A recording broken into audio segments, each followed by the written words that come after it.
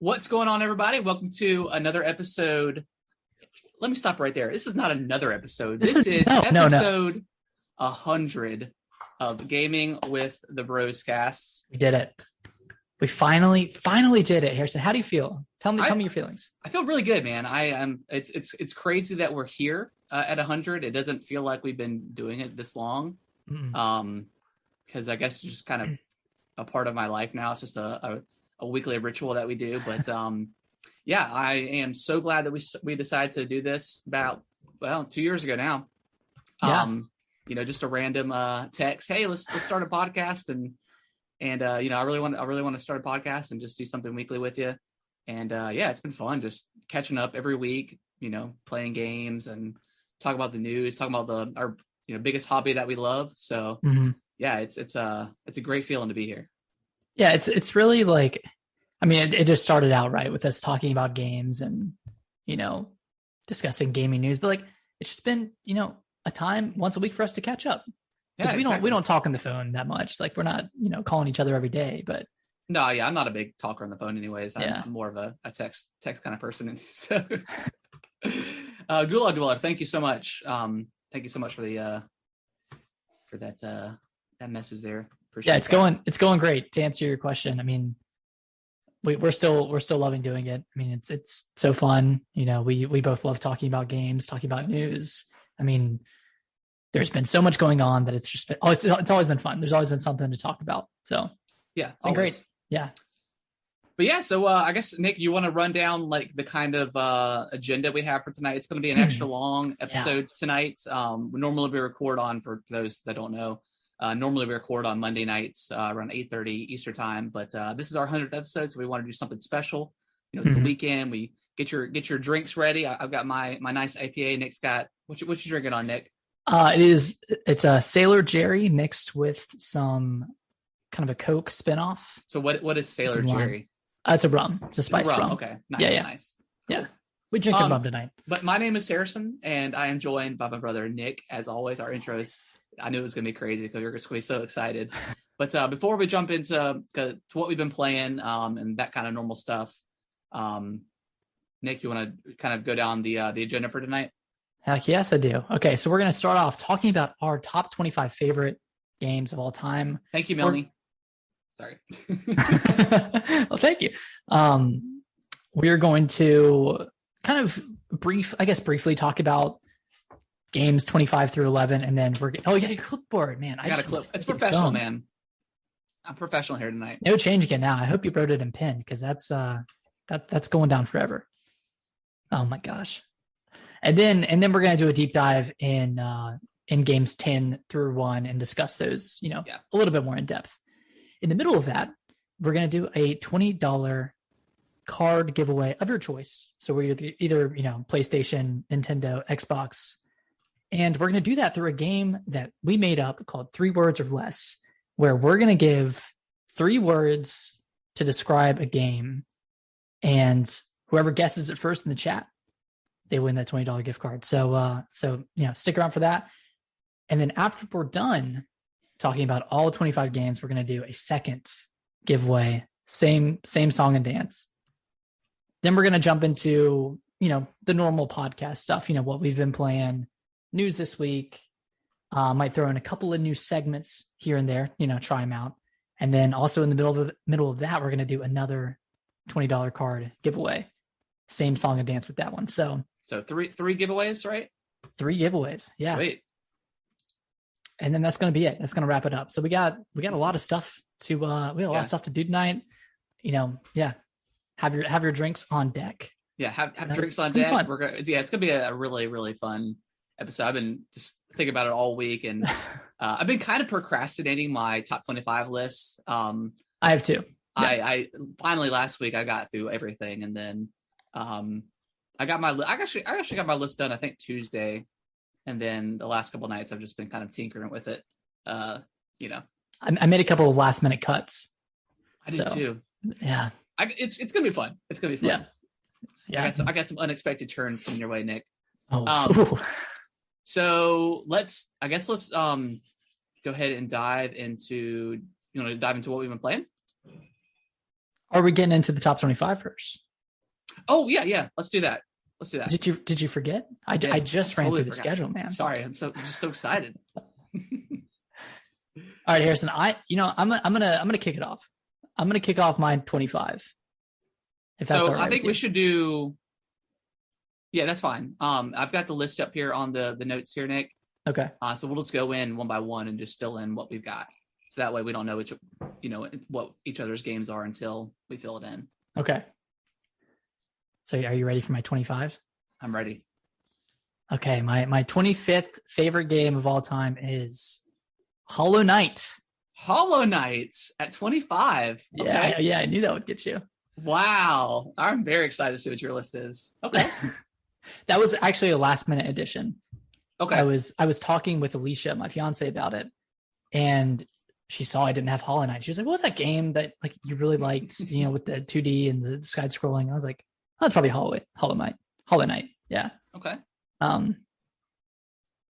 Yeah. So that's number 25. I mean, we promised we wouldn't talk too much about 25 through 11. So Harrison, what's your number 25?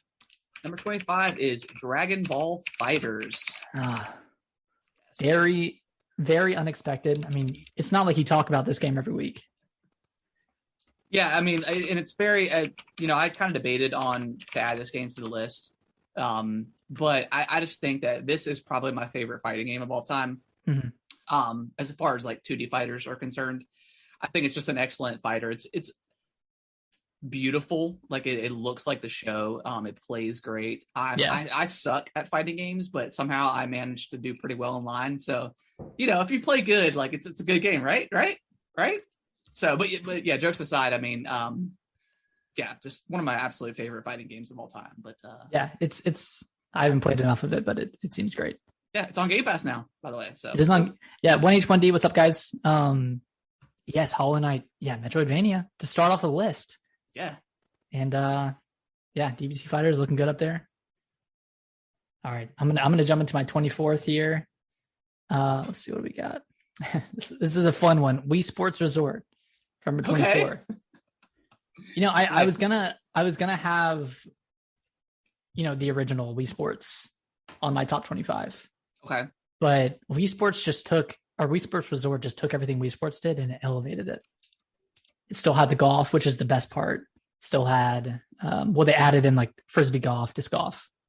So I remember playing a ton of this when I was a kid and even when I was in college. So yeah. I'm going to abbreviate your Wii Sports real quick, just so it doesn't mess up the...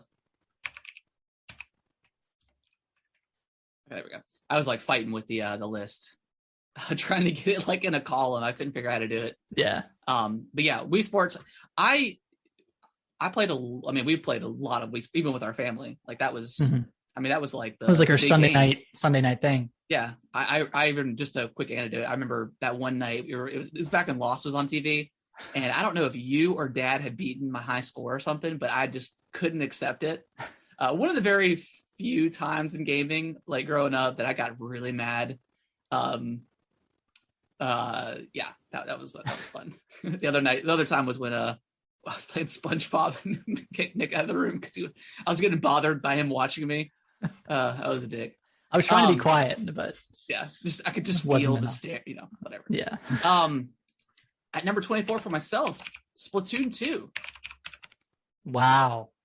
Okay, yes. Splatoon 2. I wonder if Splatoon 1 is going to be on your list. Well, no. No, Splatoon 1 is not. I know Splatoon was like my first entry into Splatoon. But Splatoon 2 is like, it's the better game, right? It's got a better campaign. It's got, all the DLC and stuff like that. I just and I played a lot of Splatoon 2 on the Switch. That was one of my top multiplayer games for a long time. I really, really enjoyed that game. But yeah, I mean, that one time you brought your Wii U over, it was all over from there. Yeah, I mean, I ended up buying a Wii U. I was one of the 13 million people that did. Wow. That's Splatoon, yeah. Yeah, it's a very unique multiplayer game. It's probably one of the most unique multiplayer games that I've ever played. It's it's fantastic. I'm sure most Switch owners probably own Splatoon. I know it's sold pretty well, but Great game. Yeah, pumped for Splatoon 3 for sure.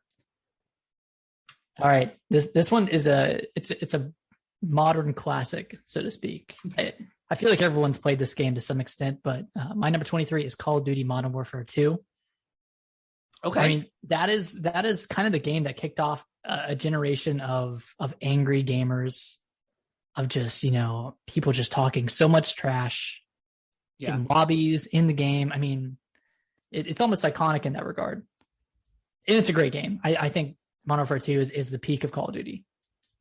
I would definitely agree with that. Yeah, like I think Call of Duty, like Modern Warfare 4, definitely kicked off like the whole RPG mechanics added to multiplayer.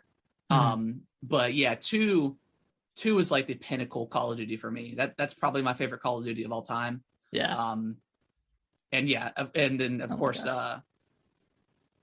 gamers. The chat room in that game was pretty toxic. Sorry, I was just butchering our list. I forgot that was being shared to the people. And it's all right. Everything's live, man. It's all good. Ah, man, yeah, so live. So live. So freaking live. Like Dr. Disrespect. Does he say that Modern Warfare 2 is the best? I don't know. Or is he toxic? He's probably toxic. Yeah. I would say I don't know if he's toxic, but he's. No, I wouldn't say. I mean, I haven't really watched him too much, but yeah. My 23 is Super Smash Brothers Melee. Solid.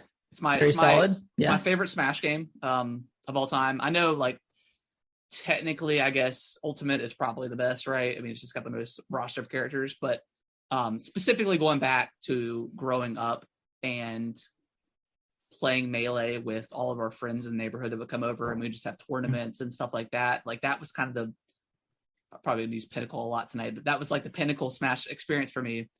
And I haven't really played Smash that much since. I know you had Brawl on the Wii, of course. Yeah. And I played a little bit of the Wii Smash Brothers, but yeah, that was just like the best Smash experience I've ever had. I know it went online with Brawl, but it just didn't feel the same. It didn't feel the same without people in the room with you. And I just, Smash Melee was just one of those moments in gaming growing up with all of our friends that was very, very special. Just one of those perfect moments. Yeah. I'm surprised you didn't put Super Smash Brothers for 3DS on there. I thought that would be your pinnacle Smash game. I know which one? Smash Bros for 3DS. I wouldn't say. Totally unreliable. Appreciate it for the follow. Thank you. Oh, thank you. Yeah. All right, let's keep it moving, man. My number 22 is, in my opinion, the pinnacle of this series. Using that word again. Take a drink every time we use the word pinnacle. Pokemon Gold, and I'm gonna give myself an exception and say / Heart Gold for this one. Okay, yeah. Pokemon Gold, Heart Gold. I mean, Heart Gold is obviously the better game, but I have more fond memories of Gold, obviously. With that being like the first Pokemon game that I played, and that was like the first like RPG I got into, and it's a really, really good game. I mean, it does so much right. I think it's just a fantastic RPG, and at that point the formula wasn't overstayed. No, and everything was super fresh. Yeah, second game in the series. Yeah, second game in the series. Nothing wrong with that game. Yeah, I mean, there's Pokemon Yellow that came out, but that was essentially is the same. Yeah. So, Pokemon Gold. All right, what you got, brother? So I have got as my number 22 a little gem called. Oh, not that. Why is that? Not you. Why is that weird? Okay, there we go. A little gem called Explosion Man. Explosion Man is your 22? Explosion Man, yes. Oh my gosh. This is a throwback. So if a lot of people probably have never heard of this game or I've never played it before. But this was back in like the kind of glory days of Xbox Live Arcade. Every summer, Xbox would do, Xbox Live, Summer of Arcade or something like that, where it was like 4 or 5 really top-notch games that would come out like weekly. You know, and Explosion Man was one of those games. And I remember playing this game with one of my childhood friends, Diego, and I don't think I've ever laughed more in my life playing this game. Because like the whole point of the game is it's a platformer, but in order to jump, you explode. And then there's just a culmination of different obstacles you have to tackle. And it was co-op too. So it was just such a great experience. And yeah, I haven't played anything quite like it since. And I'd kind of forgotten about the game until I was going through the list. Mm. And I think just as much fun and like crying because I was laughing so hard at this game. You know, that may not be everyone's experience, you know? Yeah. But you were playing it with Diego. I mean, yeah, that was my personal experience with Explosion Man. It's also a great platformer too. Okay, and I'm seeing it had a sequel. Yeah, there's Explosion Man 2, and there's also Miss Explosion Man, which I don't think I ever played. Oh. But yeah, it's Nick. If you never played that game, I would actually like to play co-op with you because it's a lot of fun. Yeah. I played it a little bit. Explosion Man. It's a good game. Look it up. Look it up. All right, my 21 is a critically acclaimed game from 2020, and that is The Last of Us Part 2. Wow. I expected this to be higher on your list. Well, think again. Okay. Wow. Okay. You know, and maybe it belongs higher. Maybe it should be higher, but you know, I was basing this off of my personal enjoyment of all the games that came before this on the list. And I'm like, I think I enjoyed those games better than I did Last of Us. I can give it the credit that it deserves. Like, it's an amazing game. Yeah. But I don't think it's a top 10 game. And I guess we probably should have clarified this. Like, this whole list is subjective. Like, this could change next week. And we know that some stuff that isn't on the list is probably better than the stuff that's on there. But I think, Nick, like you're like me, you know, stuff like Zelda, Halo, like they all have excellent entries into those franchises, but we don't want to just stuff our lists. And you may have, I don't know. That's just yeah, I was just looking at the comment from 1H saying WarioWare makes top 5. WarioWare, maybe. Yeah. Never know, man. This could be anything. My number 21 is Pokemon Silver. Nice. Okay, I put Heart Gold, or I put Pokemon Gold / Silver, but Silver was the game I had because you had Gold. Yeah. But again, like Smash Melee, this was the game we would be upstairs in our game room with our friends playing Pokemon. Like, and everyone, like, no one's like playing together, right? No, we're all playing by ourselves. All playing separately. So again, it's just one of those games. It's just a childhood game that I love, and I continue to love like this franchise for the most part. Not in like recent years, I guess. Although I'm still like, I really want to pick up like Brilliant Diamond, but we'll see. Yeah, we'll see. You know, I debated between this and Pokemon like Blue because that was like my first Pokemon Blue or Pokemon game. But this game is better. It is a better game. And I really do like that generation of Pokemon. Of course, the original 151 is super iconic. But, right. Yeah. I was between Gold and Emerald. Okay. But yeah, I think Emerald kind of, not that it played anything, like played its hand or anything, but I don't know. I feel like it just wasn't as interesting as Gold and Silver. What's up, Noodles? What's up, man? Noodles? All right, I guess I need to give you a 20, right? Yeah, 20. All right, Harrison, this is a game that I've wanted you to play. Okay. Ever since I played it, and you still haven't. So maybe this being on my list will convince you to play it. Slay the Spire, number 20. It's on Game Pass. I need to play it. Dude, I know it's on Game Pass, and that's really awesome. But I recommend you getting it on Switch, just because having it portable, having it on that OLED would be pretty good. I'm not presenting anything, by the way, with this. I'm just. Yeah, oh, sorry, we forgot to mention this. This podcast is sponsored by. Oh, Nick, I do want to show you. Look at that. Isn't that cool? That's pretty. That's a pretty green. Yeah, it's very nice. Man, what a sucker.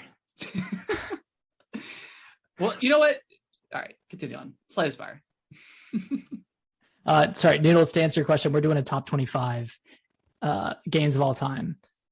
And yes, it is sponsored by Raid Shadow Legends. Please download that today.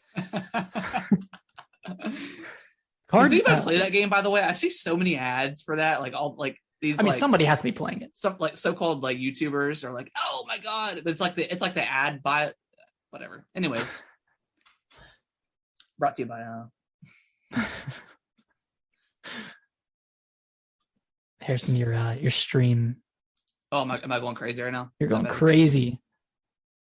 I don't know. Is that better? It's on a lag, I think. Oh, is it? Okay. Yeah. There we go. Okay. I think we're good now. Okay. Okay. Cool. All right. Continue on. Slay the Spire. Yeah, Slay the Spire is such a phenomenal card game. Such a great roguelike. I mean, I know I got really into roguelikes last year with that, and like Dead Cells and Hades a little bit. I can play that. But yeah, Slay the Spire is I think it's roguelike perfection. I like it better than I like Hades. That might be a hot take, but I think it's great. I think you should play it. Play it on Game Pass, just try it out. But yeah. Let's hear your number 20.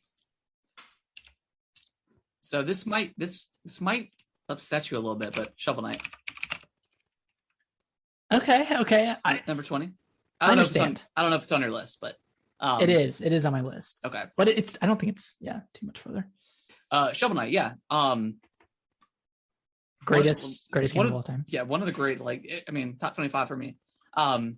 Fantastic game. I originally played this on the 3DS and absolutely loved it, and ended up purchasing it again on the Switch because it came with like every DLC or every piece of content ever made for that thing, which is crazy. Like Yacht Club Games put and I don't know how much of it was too many nights on these lists. Yeah, right. I don't know how many content was made based off the Kickstarter, because this was initially kickstarted.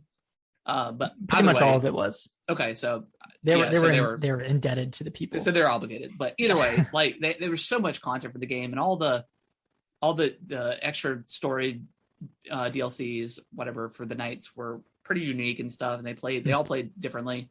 But just that original like game was so fantastic, and it was it had like a lot of humor to it. I'm kind of pissed off that you have it so high on the list now that I'm hearing about it. I'm actually angry now. What the hell, man? Great, fantastic game. Mm-hmm. All right, my number 19 is, it's one of our favorite franchises. I mean, we talk about it pretty much, I don't know, once every 3 episodes, but Resident Evil 7 is my number 19. Wow. I mean, this game kind of rebooted the franchise in a very cool, weird way. Do you hate Resident Evil 7? Yeah, I must, if I put it this low on the list. Yeah, I might as well just not put it on my top 25 at all. It's not like, it means nothing to be number 19. Nothing to be. Resident Evil 7 is really, really amazing. It's horrifying. I mean, I view it so fondly because I played it in VR for my first time, and I thought that was like the scariest thing ever. So it's such a great game. Maybe it should be higher on my list now that I'm thinking about it, but subjective, man. It's subjective. Yeah, it's totally subjective.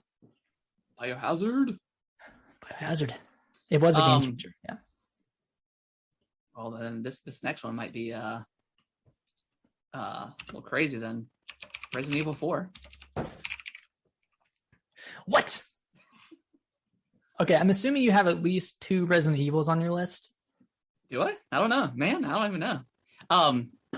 Resident Evil 4. It was like the kickoff of like really awesome third-person games. I mean, it was the best Resident Evil probably up until that point, just strictly based off controls.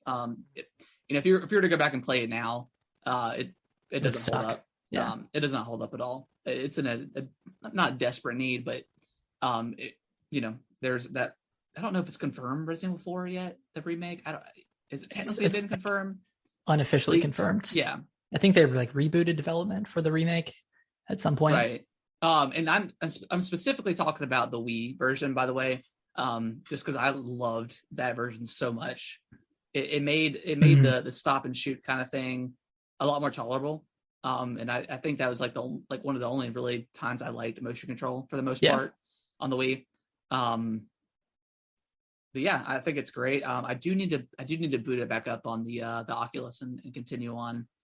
I do too. I do. Yeah. Yeah. But I'm just like that motion sickness that first time I played it got me feeling so poo poo. Just don't have those VR legs, man. I don't. Yeah. Man. Get those legs up, bro. Yeah, exactly. Yeah. RE4. Nick, I'm going to pause for 2 seconds. I'm going to grab a drink. Okay. I might refill mine as well. All right, everyone, drink break. We'll be right back. Want to become famous? Buy followers and viewers on bigfollows.com. That's beautiful. Appreciate everyone being here, by the way. We were super looking forward to this episode and doing our top 25 list. All right, I'm switching over to a delicious IPA to a Miller Lite. Don't judge me. I'm also very weak.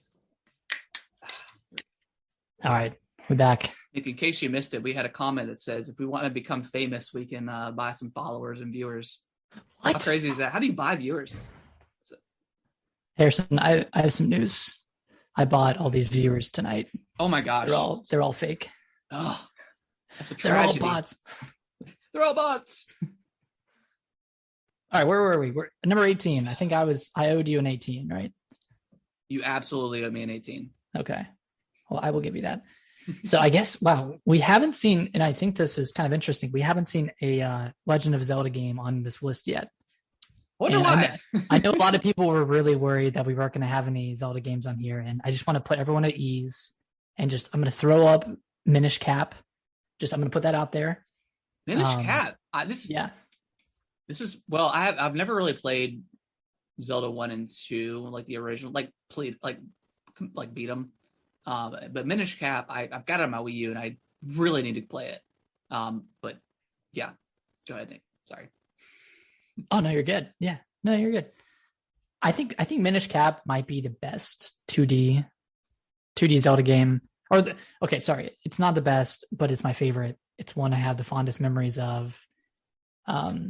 There's this thing where you go around and you learn all of these like sword moves throughout the world.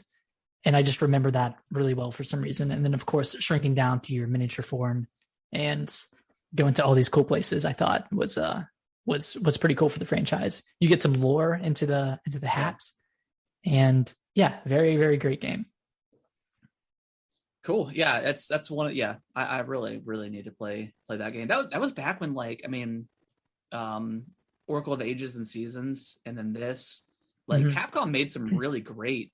Oh yeah, this was Zelda games. Capcom. Yeah, and which they don't do that anymore. But yeah, they made some fantastic Zelda games.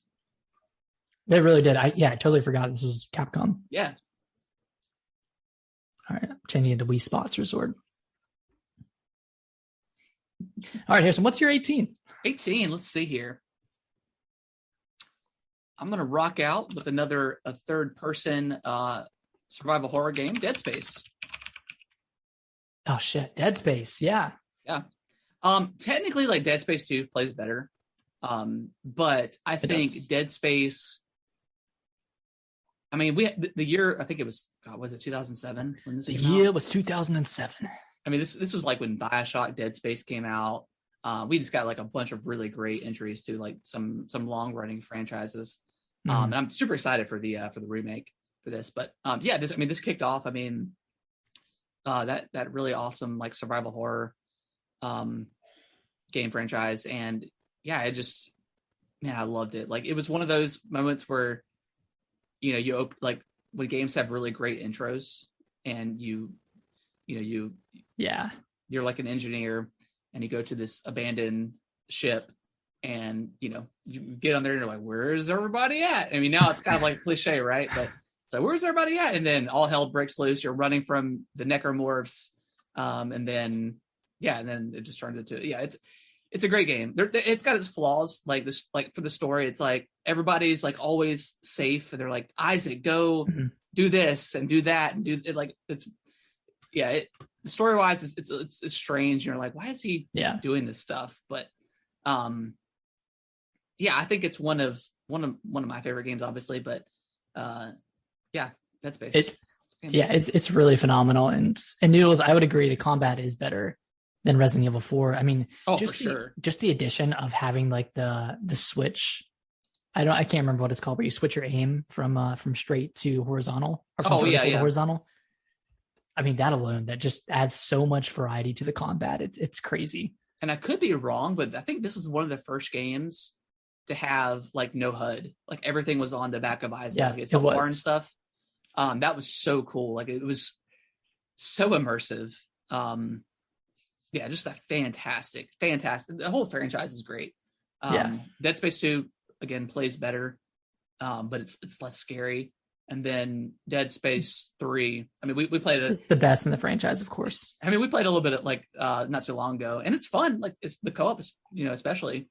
But it kind of lost its way. But yeah, the original Dead Space is just it's got that nice. It's iconic. Yeah, it's totally iconic. Yeah. All right, my number 17, Harrison. This was a kind of a reboot of a franchise in 2018. I don't know if you can guess what it is, but it involves a god. And he war? he loves war so much. Wow. Okay. Very cool. Yeah, God of War 2018. I mean, this is like when I think of like the PlayStation 4. Yeah. If I were to walk up to any Joe Schmo on the street and tell them about the PlayStation 4, I would just tell them about God of War. That's like the game. Would you say it's the pinnacle experience? It is the pinnacle experience of the PlayStation 4, in my opinion. Between God of War and The Last of Us Part 2, my PS4 was just a jet engine. PS4 was just like, please, God, just turn me off, man. Just take me out of my misery. Buy a PS5. Brought to you by PS5. Brought to you by PS5, which I haven't played in a while. But, well, I guess I played Ratchet on it, but yes, God of War. Yeah, play that game. It's coming to PC. Yeah, that's right. Yeah. And 1H. Yeah, play that game on your PS5. I'm sure it. I don't know if it visually looks better on a PS5, but I'm sure I've heard some rumors that that PS4 games are kind of getting like the Series X boost, like that equivalent. So, yeah. Yeah. Good game. It's pretty good. It's okay. Yeah, it's pretty good. It's pretty good. Number 17 for me is Half-Life 2. I'm going to throw in the extra pieces of DLC too, the episode 1 and 2. Because I played like the orange box was where I kind of got it from. And that's when I messaged you and I was like, so like, does these bundles of games technically count as one game? Because you've got like the Master Chief Collection, you've got Gears of War, or not Gears of War, you've got Mass Effect, you've got the orange box. So I'm counting the whole experience as one. Yeah, it's a fantastic first person shooter. One of the best stories, I think, one of the best like campaigns. And then the way episode 2 ends, I know that I think I might have froze. You did, but I can hear your voice. Okay, I think Dad's calling me. Oh, okay. So anyways, I'll keep talking while I'm blinking or I'm looking high on the screen. But yeah, Half-Life 2. It was a great experience. The way they ended episode 2 was just probably the biggest cliffhanger in gaming ever, which is why I think episode 3 or Half-Life 3 is wanted so badly. Mm-hmm. Crazy. I wish I had played like any of the Half-Lives, but I have not, unfortunately. But I really respect your opinion. Came in with a dad gas. He always calls around this time. He does, yeah. I would say, I mean, it's been a very long time since I played this, but I would say it probably holds up. So okay, I think it'd be a fun thing to do. And Dog in that game is like a robot dog. He's OP. OP, okay. Yeah, he's awesome. Keep that in mind. All right, Harrison, do you remember when you put Splatoon 2 at 24? Right. I'm about to put Splatoon 1 at 16. Okay. Not because it's a better game, but because that was like, and I just talked about the pinnacle of the PS4. I think this was the pinnacle of the Wii U. Like this was. One would say one of the only games. There's a lot of actually good games. One of 2 games that came out on the Wii U. Yeah, I remember this game had like a 50% attach rate for the Wii U. Like half the people who bought the Wii U bought Splatoon. Yeah. And I thought that was pretty crazy. This game's great. It kind of started its own genre of paint shooters. I mean, not that genre has gone anywhere outside of this franchise, but yeah, it spawned one more game. Yeah, a wide-spreading genre of multi amount of games. No, it's just, yeah, it was just a great shooter. Like it's a Nintendo shooter. Like it's Nintendo's take on a shooter, and I think they did a really great job at that. And yeah, I remember staying up really late playing this game, playing all the Splatfests when they came out. Yeah, it was really, really awesome to play this game like around 2014. Yeah, and then when you brought that over to my house, and we played for a few hours, like there's very few multiplayer games where like it puts a genuine smile on my face, but it was like a game changer, literally. Splatoon saved my marriage. Yeah. I wasn't even married yet. I saved it. Put that in the back of the box. All right, what you got for 16, Harrison? 16, gosh. Gears 3. Oh, Gears 3. Gears of War 3, right? It's not. Yeah, it wasn't Gears at this point. Yeah. There's a lot of war. I really debated about Gears 5 being on this list versus this. Because Gears 5, I think, obviously, it's a better game. It's a newer game. And I thought what they did with like kind of the open world, not open world, but like the open area kind of stuff was really cool. Mm-hmm. But Gears 3, just that whole the lead up to the game, the kind of the end of the trilogy, the fact that spoilers for Gears 3, but the fact that they put Mad World into when Dom died was just, dude, I teared up, man. That was probably one of the first times I've ever teared up in gaming. First and last. Yeah, first and last. Gaming for me is hard to tear up in. There's not many games that made me do it. Yeah. But yeah, the multiplayer was excellent. Cliffy B's last Gears game, just it was everything. Mm-hmm. It was everything. No, but it was a great game. I really enjoyed Gears 3. Yeah. I think at the end of this list, we should have everyone vote on who the better list is. Who has a better list? What would you say so far? Who has a better list right now? Yeah. Looking at our list right now with Wii Spots Resort and Modern WW2. I mean, Wii Spots. It's pretty good. All right. My number 15 is actually a game that came out this year in 2021. It's a co-op experience, and that is It Takes Two. Okay. Yeah. Just one of my favorite gaming experiences, because me and my fiance played it together, and it kind of covers like every genre of game, and it was just such a blast. Like, you can come into this game with zero gaming experience and still have a good time. And for that reason, it is number 15. No, 1H1D. We can have the same game. This is just a personal list. Yeah. We had like we have been briefly talking about our top 25 list, but have gave like no specifics, just to have fun with the list. Yeah. Noodles, you said no Soulsborne games yet. Hey man, just hang tight, okay? Just hang very tight. Thank you, Totally Unreliable. I really appreciate it. I knew Wii Spots would win you over, to be honest. Yeah. It's good stuff. It Takes Two. I haven't finished that game yet. I tried to finish it, but just Halo came out, Yeah, Halo. Just, yeah. All right, what you got for number 15? Number 15 is also a game that came out this year, and it's Metroid Dread. Oh, that's a little high on the list, I think. Oh, did you not like it as much? Did you? How many times did you beat it? I beat it twice. So 2 less times than you did, right? Yeah. No, this was my first entry into Metroid. Nick, you played Prime, the third one, right? Yeah, Prime the third. Metroid Prime 3. Does it have? Anyways, Corruption. Yeah, Corruption. That's right. So this is my first entry into Metroid. Not my first entry into Metroidvanias.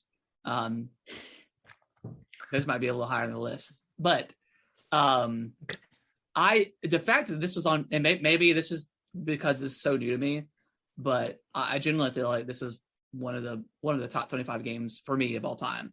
It was such an excellent entry into like the whole Metroidvania kind of universe, whatever you want to call it. Yeah. I thought it was fantastic. I love the boss fights. I love the fact that it wasn't random with the boss fights. It was, you just learned how to play it and you could beat it. Like, so like even on hard mode, like it was easier for me to fight. Like the final boss of the game probably took me an hour and some change to fight the first time. On hard mode, I beat it on my second try. So yeah, because you knew, like you just learned it. And he told me about the his little spirit bomb thing. Yeah, you told me about the kind of the super bomb it. Yeah, the hint of that. Yeah, great game. Oh man, I'm just glad it's on your list, to be honest. Yeah, I'm sure it's higher on your list, but yeah, it's a little bit higher. Number 1. At number 14 comes Metroid Dread. Actually, at number 14 comes Resident Evil 4. Resident Evil 4? Okay. My second Resident Evil game on this list. I actually, looking back at my headspace about 2 days ago when I was making this list, I don't know if Resident Evil 4 should be higher than 7 because I think 7 did a little bit more to like revitalize the franchise. Yeah. Actually, yeah, I'm going to stick with what I just said. I don't know if that's necessarily true, but your stream freaked out again. I got it fixed. You got it. Okay. Yeah, I mean, Resident Evil 4, it's just a great game, and playing it in VR just really brought back those memories of playing it on the Switch, playing it on the 360, playing it on the Wii. Yeah. Just playing on your phone, playing on my phone, playing on my my fridge, playing it on my butt. I don't know. It just brought back all those memories, and it's an incredible game, and I've heard, I'm sure everyone's heard the word incredible so many times during this podcast. Incredible, pinnacle, fantastic, greatest game of all time. I mean, it's yeah, every game on here is the greatest game of all time in its own way. But yeah, that's, I mean, we kind of already talked about 4, but yeah, number 14, Resident Evil 4.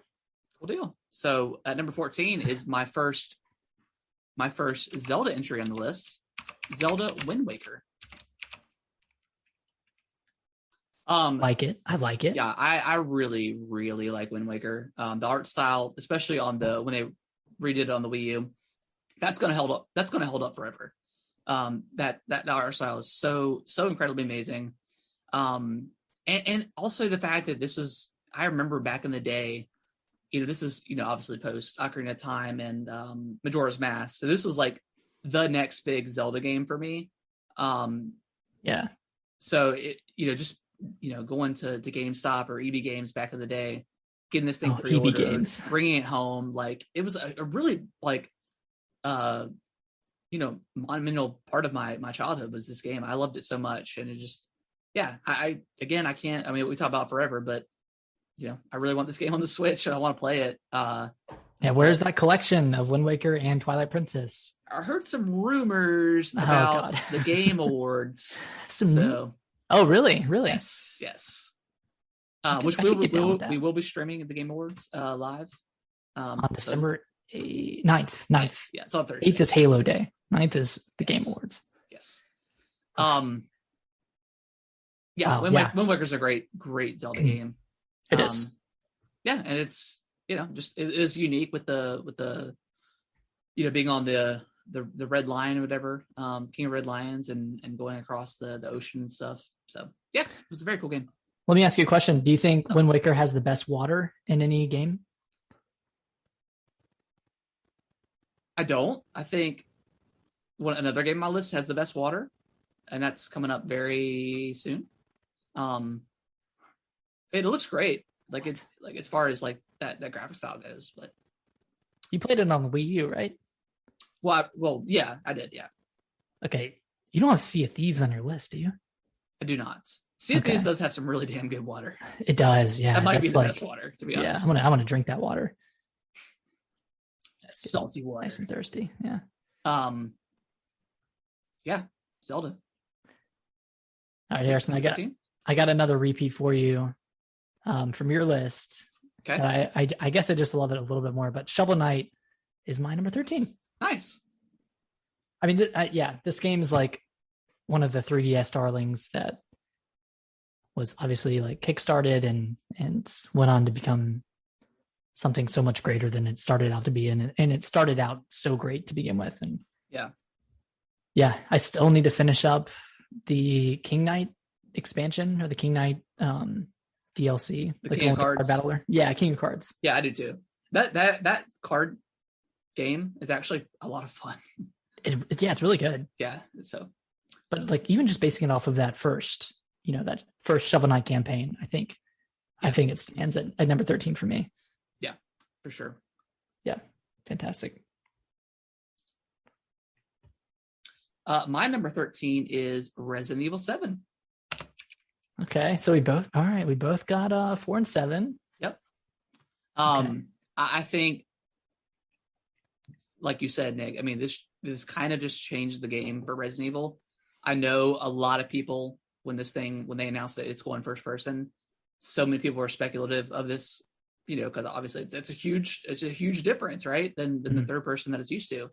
But I think 6 was just left such a bad taste in everybody's mouth. Yeah. And 5 also, like people didn't like 5 that much. I loved 5. But it had co-op. And it's a great co-op game. Yeah. For sure. But I mean, it was scary. It was genuinely frightening. This was like post PT, right? So it was like kind of had that PT vibes, especially with that demo that that Resident Evil 7 had, the coin demo. Oh, right, yeah. Yeah, it was such a good entry into the franchise. I think it was, a great game. It's a great game. Yeah. And it was 5 was great for co-op. 6 had co-op as well. I didn't play co-op on 6. Harrison, you might have, right? No, I didn't even know it had co-op, to be honest. Oh man. Tough times. Yeah. All right, we're coming up just about at number 11, and that's when we're going to do our first giveaway. So everyone get those keyboard fingers ready, because you're going to be typing some answers for this giveaway. We'll go through the rules in a second, but Harrison. Oh wait, no, this isn't the one that's going to make you mad. Nick, is everything okay with it? Yeah, I think my apartment's on fire, actually. We have single pane windows in our apartment, so the sound just there was sorry to sidetrack us a little bit, but there were leaves blowing, and we're on the 4th floor, but there were leaves blowing on the ground last night, and we heard them for like 30 minutes. It was crazy. But anyways, my number 12 is from one of my favorite franchises of all time, the one that I've loved since the Game Boy Advance. Harrison, I think you know. I think I know. This is Sims Herbs. Herbs, Sims in the City. Best game of all time. No, this is Fire Emblem 3 Houses. Nice. Call it 3H. 3 Houses, really? Yeah, I really, really love this game. Wow. Okay. It took. I mean, after I was kind of debating between this and Awakening, because Awakening kind of reawakened the franchise, and it kept it from dying off, essentially. Like it had to get certain sales numbers, and Awakening crushed them. And then Fates came out after that. That one was great, but not fantastic. And then 3 Houses on the Switch. I mean, it did so many things right. Like the different paths you could take, the relationships, which I could kind of take or leave, but having those support conversations, and then obviously all the classes that you can choose and the leveling and stuff. It's just, I don't know. It was kind of done perfectly, and I'm so excited for any like remakes that they do in the future. Cool. Yeah, Fire Emblem, like I played a lot of the ones you had on Game Boy Advance, Nick. I mean, I love them. I think I ended up beating one of the games before you did. I think it was the first one. Yeah. Original Fire Emblem 7. I think I just like stole it from you and stayed up all night when I played it, or so I can't remember exactly. Yeah. You absolutely judge us the top 10. Right now you can't judge us at all, right? No, you can't judge us. This is all fair game. And to answer your question, totally unreliable, I think there is something to naming a game something night. I think that really just it really just elevates the game just via the title alone. You know, you have Hollow Knight, Shovel Knight. Is that it? Just the two. Why are we so many nights? It's only two. Yeah, I don't know how that holds up, but all right, yeah, just give me what's your Jedi Knight? Yeah, Jedi. Wait, is that a game? Yeah, Jedi Knight 2 or something like that. No, it's I thought you were talking about Jedi Fallen Order. Oh no. Number 12. I'm gonna abbreviate it. Elder Scrolls Oblivion. Oh, I kind of forgot about Elder Scrolls. I know Skyrim is obviously like the big Elder Scrolls game that has been on everything since sliced bread. But this really got me into like RPGs. It's specifically like open world stuff. I just fell in love with this game so hard. To the point, like I was so new into like open world games that for the first like 5 or 6 hours, I didn't know you could fast travel. So I literally walked everywhere. And then I just happened to look at the map and it was like fast travel. I was like, oh my gosh, I could have saved so much time, but like it didn't bother me. I just had so much fun just exploring. Yeah. And obviously like Skyrim is obviously a better game, you know. Yeah, mechanically it's better, but yeah. But this just got me into like that series. And yeah, just it was janky as hell in the 360 back in the day, like so janky. It was rough. I mean, a lot of Bethesda stuff is super rough, but I love this game. Close the drawers. Close the drawers. Doors of Oblivion. Yeah, I remember playing this when we went to our dad's tennis tournament in Birmingham, Alabama. I remember we brought, I don't know if you went, but I brought the 360 and played it there, like in the hotel room. And Oblivion's really great. I mean, yeah, that was kind of my first entry, obviously, into Elder Scrolls.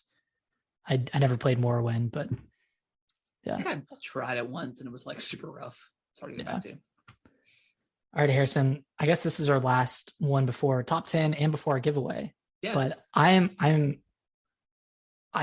this is sorry for this one. Mad, right? I'm really sorry for this one. And, I know it might hurt some people in the chat. So I just want to, get everyone get kind of loose, We're not being judged until top 10. So that's right. Yeah. I'm not being judged now, but my number 11 is Legend of Zelda Ocarina of Time. What? I knew you were going to say it. Ocarina of Time 3D. 3D, right. Yeah. And it's purely because this is not a game that I grew up playing. Yeah, you didn't have the nostalgia for it. I grew up with Link's Awakening and kind of games beyond that on the Game Boy and Game Boy Advance. And I didn't really fully play through Ocarina of Time until like the middle school or high school on the Nintendo 64. And I don't think I finished it until actually getting a 3DS and playing it there.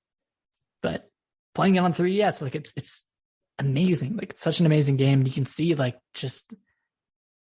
the formula of Zelda just build from this game. And like, obviously this game changed so much for the genre and for gaming as a whole. Yeah. I remember when you got it, cause we were in Florida, I think, or at the beach, right? Somewhere. I think it might have been the beach, but we were trying to find a GameStop and I didn't have a 3DS at the time, or 3DS at the time. And you were playing in the back and I was literally saying, okay, this is you're in the Deku tree. I was like, all right, this is going to be the map. This is going to be the compass. Like I could just remember it, which is crazy. It's like the 3DS version is absolutely great. So it's my 11. Okay. I'm sure I am 100% positive it is much, much higher on your list. Is it on my list though? If it's not on your list, then I'm not talking to Harrison. We'll see. My number 11 is Last of Us Part 2. Oh, wow. Yeah. Damn, nice. Okay. Again, subjective. I know last year, like technically Assassin's Creed Valhalla was like my game of the year, which I loved. Oh yeah. Was it my game of the year? Or was it Ori? I can't really remember. It might have been Ori. It might have been Ori. Anyways, technically Valhalla was over Last of Us Part 2. But just going back and just thinking about this game, it's a great game, and the fact that Naughty Dog, again, spoilers, just throw that out there. The fact that they switched up the main character and like halfway through the game, and you thought the game was over, and then there's like another 10 hours of game was so ballsy, but it worked so well. I know a lot of people were pissed, and too much so they were sending freaking death threats and nasty that was crazy messages to Laura Bailey or whatever. Mm-hmm. Jesus, man, that was crazy. But yeah, it was. Yeah, Naughty Dog just. I like the Uncharted games for most part, but they really hit their stride with this. Like, I mean, Last of Us, they hit their stride. Like the first one was great, but this one was just. Yeah, it was depressing. Like this came out like in the middle of last year, so like the pandemic was pretty new to everybody at this point, and it was like I know a lot of people are like, I don't really want to play this because, it's too kind of reminiscent of the real world we went on right now. So I definitely understand that to a degree, but yeah, it was it was a great game. Yeah, I mean this is one of the games that Alicia, my fiance, she just was strapped in, like just watching this narrative unfold. And yeah, narratively such a great game. As you said, good combat, gameplay, story was worse than Last of Us. Yeah, I mean, I debated putting Last of Us up front, but I think mechanically too is a better game. Oh, for sure. Yeah.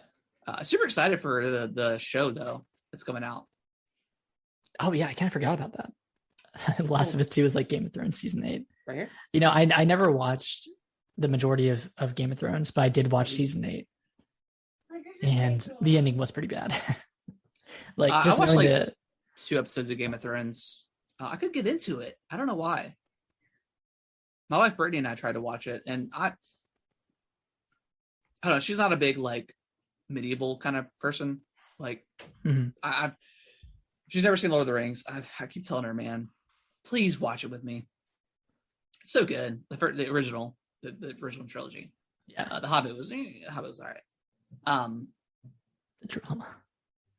Oh yeah, the drama in Game of Thrones. I did watch The Witcher again for the 4th time. You watched the whole season?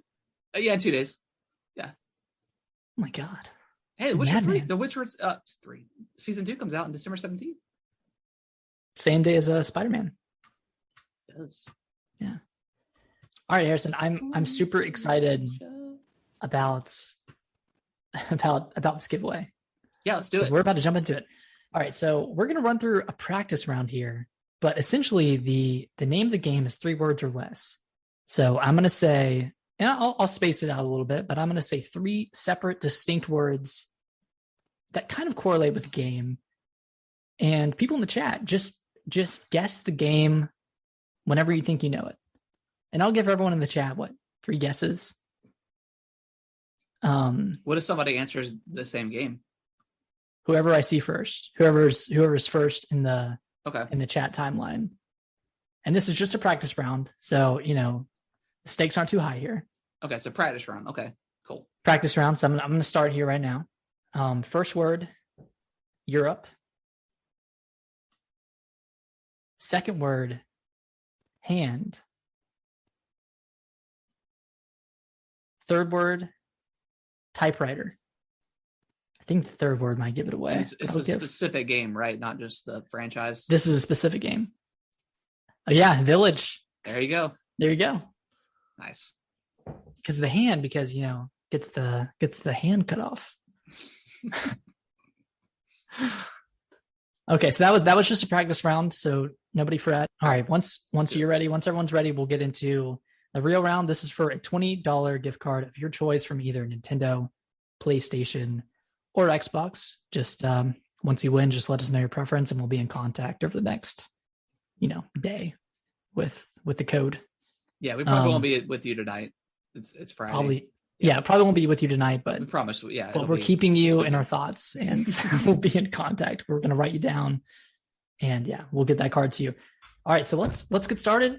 I hope everyone's ready because we're going to play the first round. This is the first of 3 giveaways, and I'm just going to start with the first word here, space. I'll give it a couple seconds. Get the build up going. So space is the first word, and remember you have 3 guesses. All right, I'll put out the second word. Transtar. This one might be hard, depending. Yeah. It's probably the hardest of the 3 we have here tonight. And then the third word is typhon.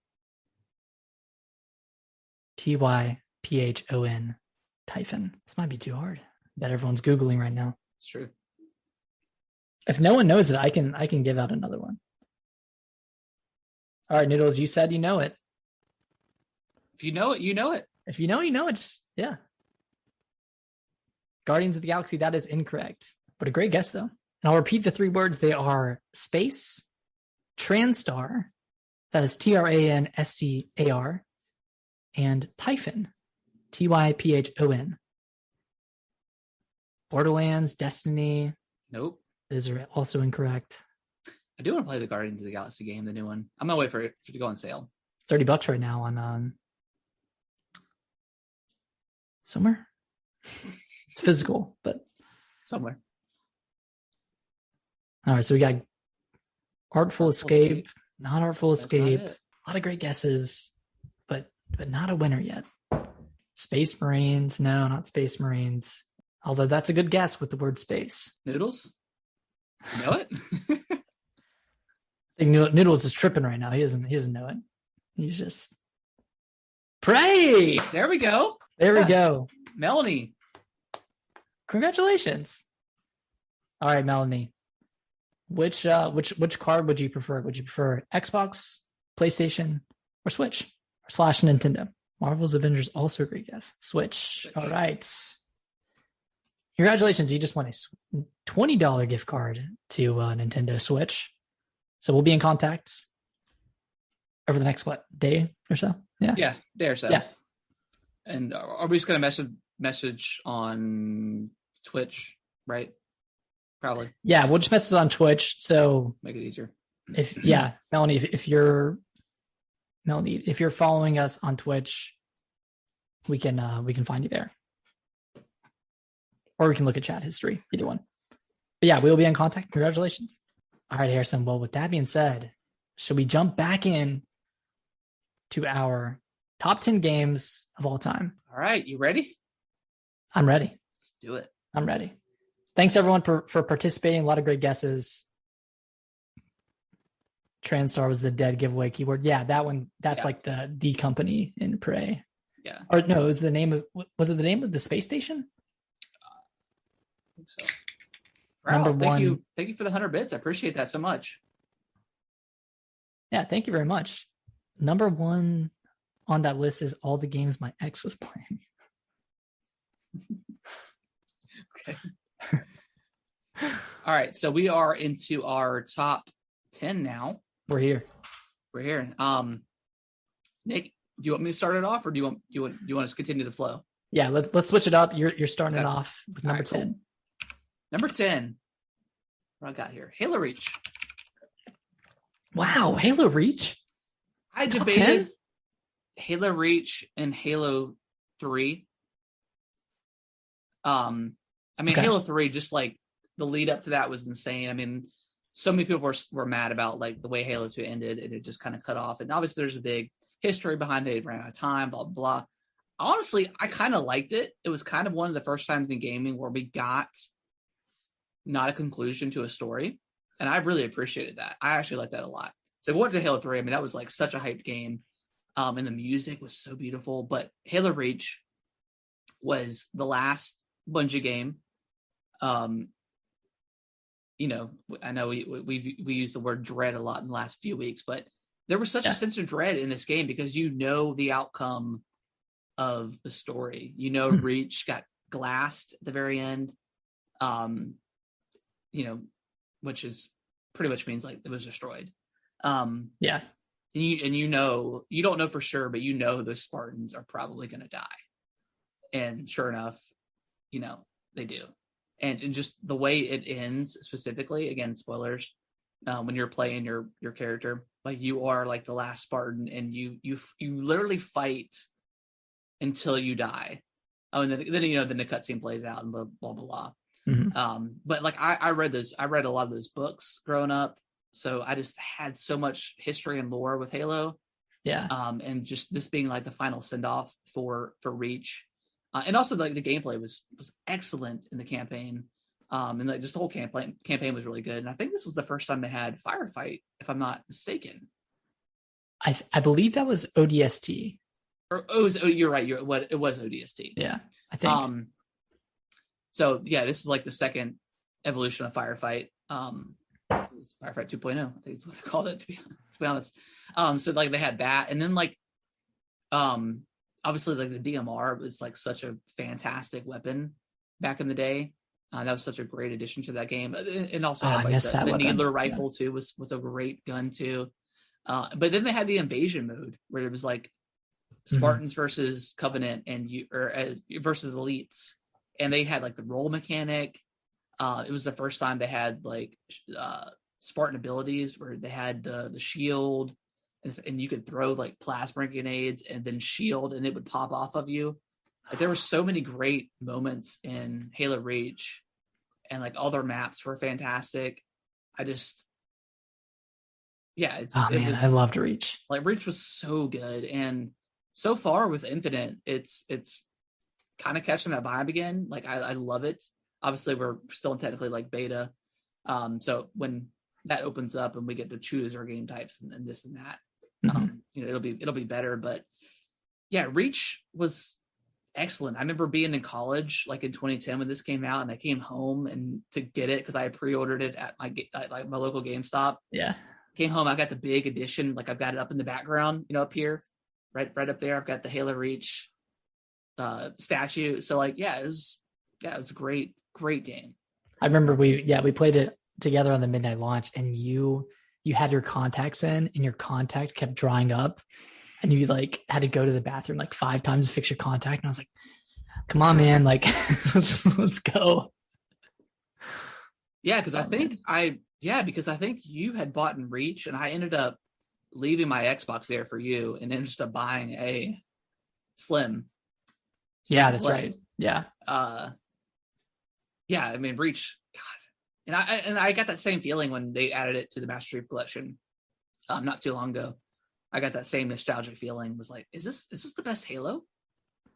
And for me, so far it is. It was a great campaign, great multiplayer. Yeah, it was fantastic. I do want to shout out Halo 2 specifically, obviously because that was like the biggest game I played on like the Xbox, like multiplayer wise, and then just.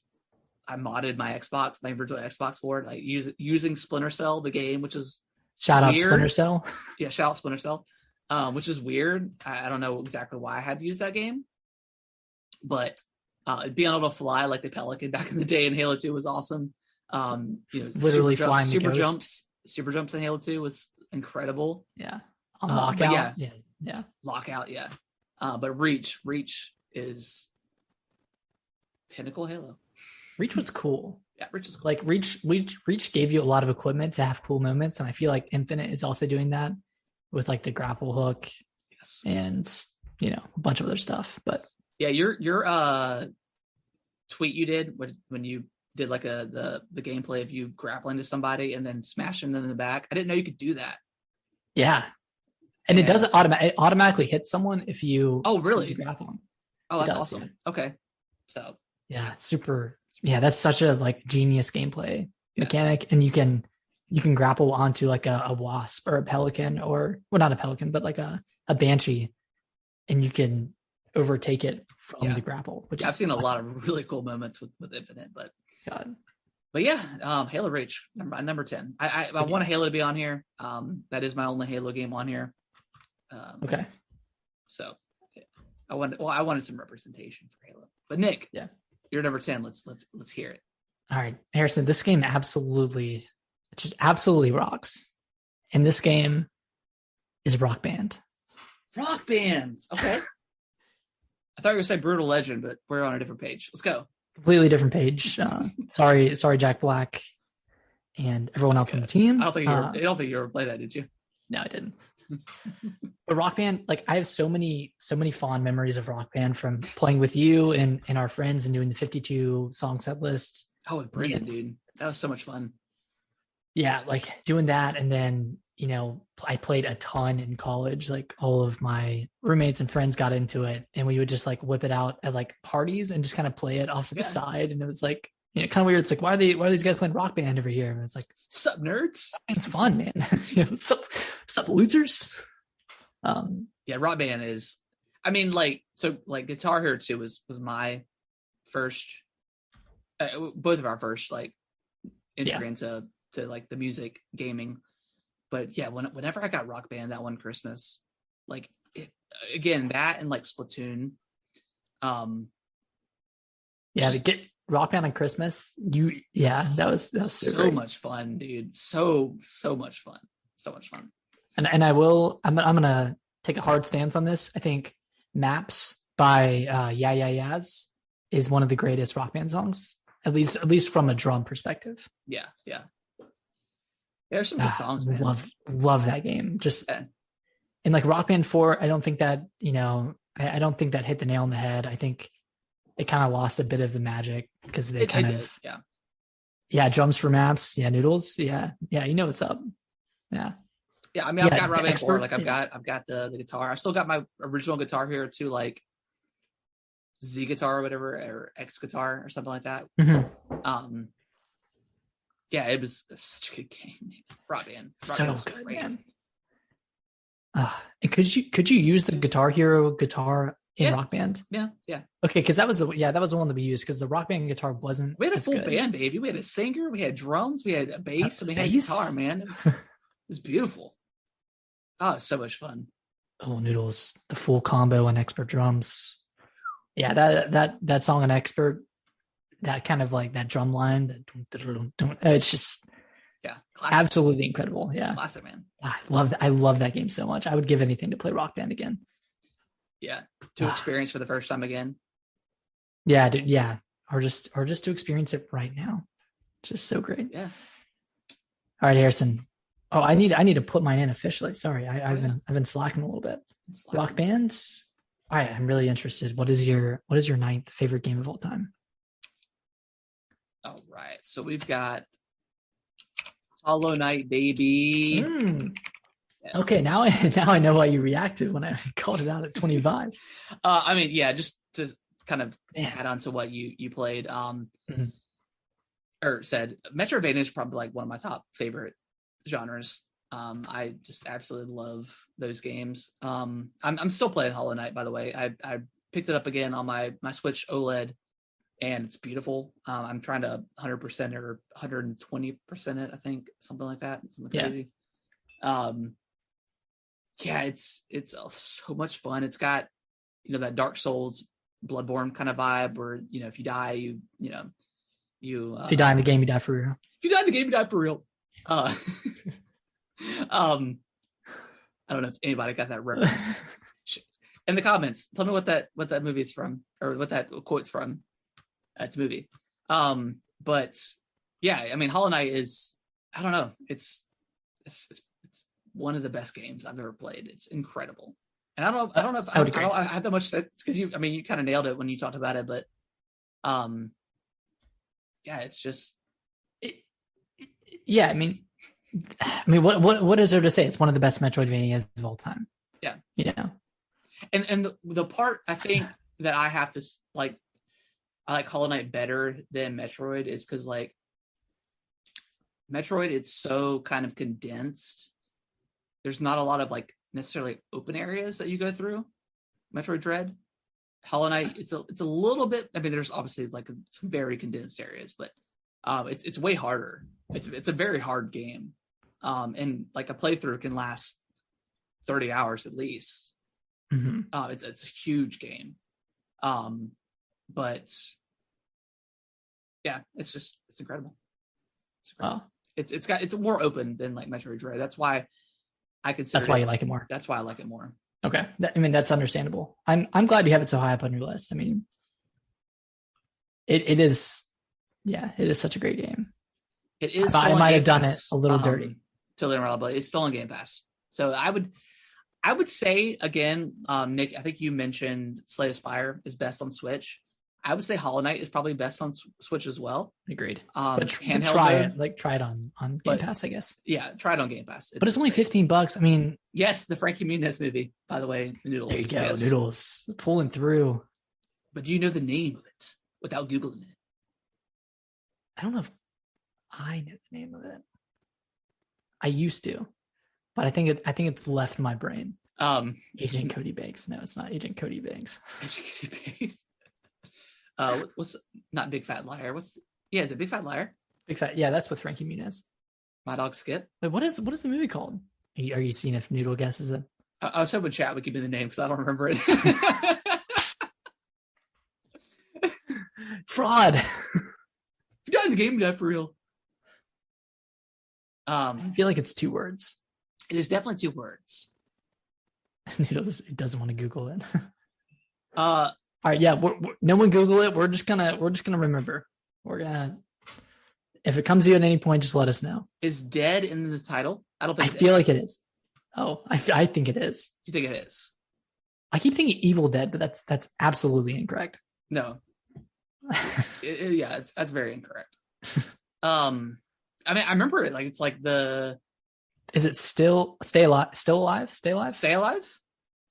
Is that it? Stay Alive? Stay Alive might be it. For those who don't know what we're talking about, it's a game, it's a movie. Not based on a game, but like in the movie, they played this game. A really bad looking game for, I mean, it was looks like shit. 2008, 7, whatever. But I don't know, it was cursed. And if you die in the game, you die for real. You like, Stay alive, Nick, you're right. Oh, nice. Yeah, if you died in the game, you died some like tragic way in real life. Or no, the girl, the evil entity killed you whatever it was at some point. Yeah, the one with the roses. Yeah, that one. Wow, more people saw that movie than I thought they did. Wow, I'm very impressed. Yeah, wow. Maybe that was like for all the gamers, it was like one of the first like video game featured movies. All right, Nick, what is your number 9? All right. For all the Soulsborne fans out there, I got one for you. And this one, I think it's the pinnacle of this specific series in the Soulsborne franchise. I mean, everyone knows what it is at this point, but that's Dark Souls 3. I think. Great. I mean, I kind of played them in a weird order. I played 2 first, and then 3, and then I went back and played 1 remastered on the Switch. And I think the 3. Same order I did. Yeah. I feel like a lot of people probably did that as well, but 3 just, it's so quick. It's so fast paced. Like it takes 2 and just kicks it up a notch. And like you have like the interconnected worlds, which you didn't really have in Dark Souls 2, but you had in Dark Souls 1, but I don't think the areas in 1 were as good. Well, I think the areas in 3 were, pretty phenomenal. And yeah, man, this is one of those games where like I just played through so many times and was just so into when I got into it. And that's all thanks to you who initially showed me Dark Souls 2 and I was like, what the hell is this game? Like, yeah, why am I so bad? Why can't I kill this first guy? Why can't I get good? Exactly. And I ended up getting into Dark Souls 2 after Bloodborne. Yeah. and then played Dark Souls 2, and then like a few months later I bought Dark Souls 3 and played that, and yeah, it was all over. I remember dying so many times to the I think it was like the second boss, the what is it, the Vort of Boliamus or whatever. Mm-hmm. Like the kind of the guy that would charge at you a bunch with his little ice thing and had this ice AoE.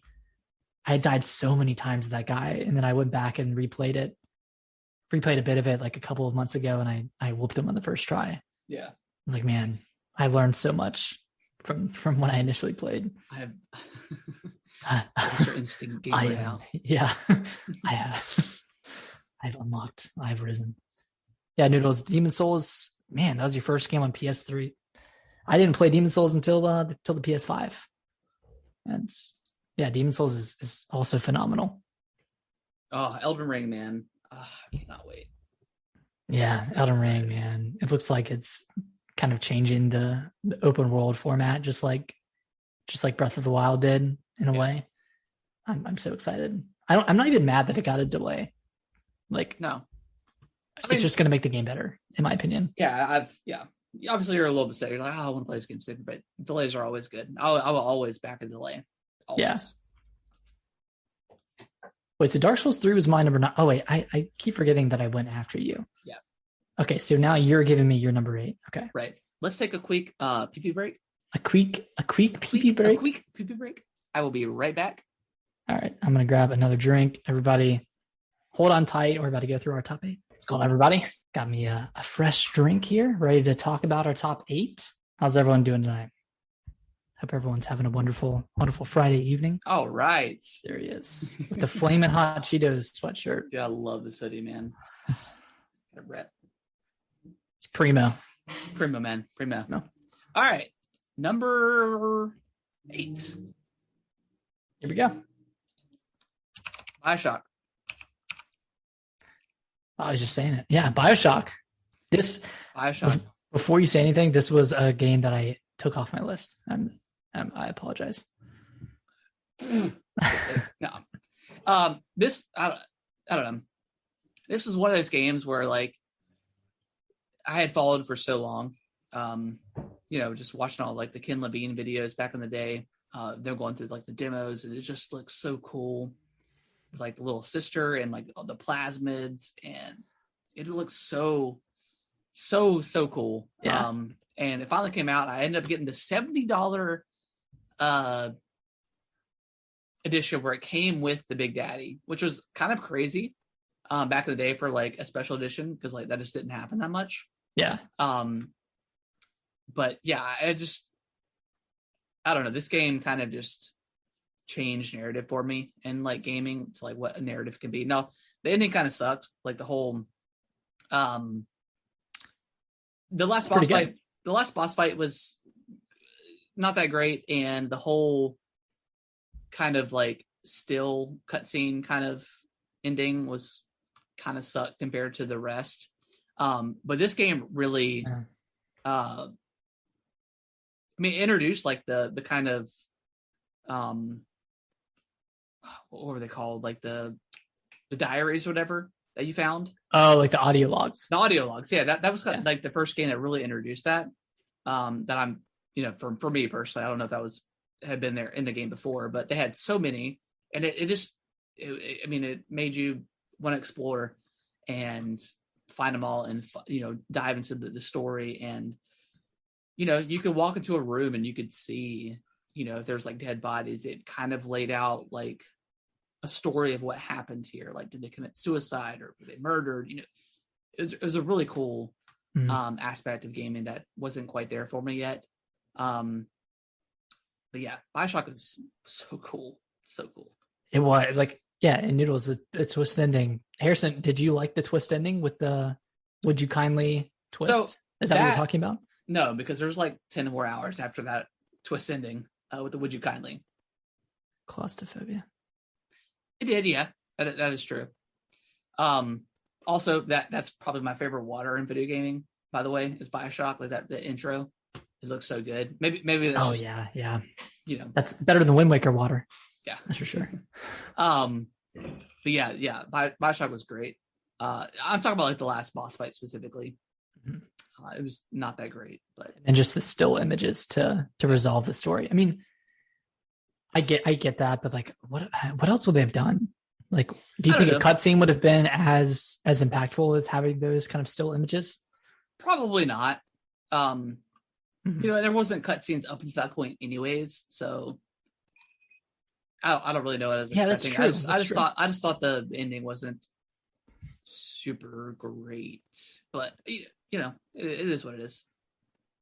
Yeah, man, I feel bad because like, yeah, this game is on my list. I took it off. I can't remember what actually I might have replaced it with Slay the Spire. Okay, that's fair. But I mean, yeah, like BioShock, Dead Space, like those are kind of.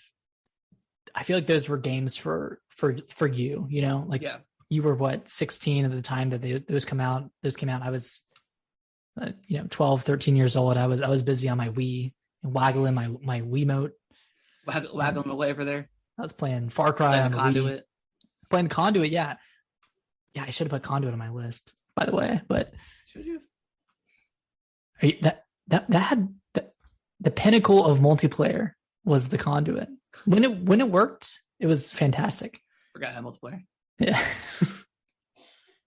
Yeah, BioShock is truly incredible. I think it's one of those rare franchises where all three of the games kind of knocked it out of the park in like a separate way. I think BioShock 2 was great. I think BioShock Infinite was different. It was different. But it was still great. Yeah, it was still good. And then like the DLC it had really wrapped into like because you went back to Rapture, which was cool. And also a really cool setting too, like underwater, like an underwater dystopia.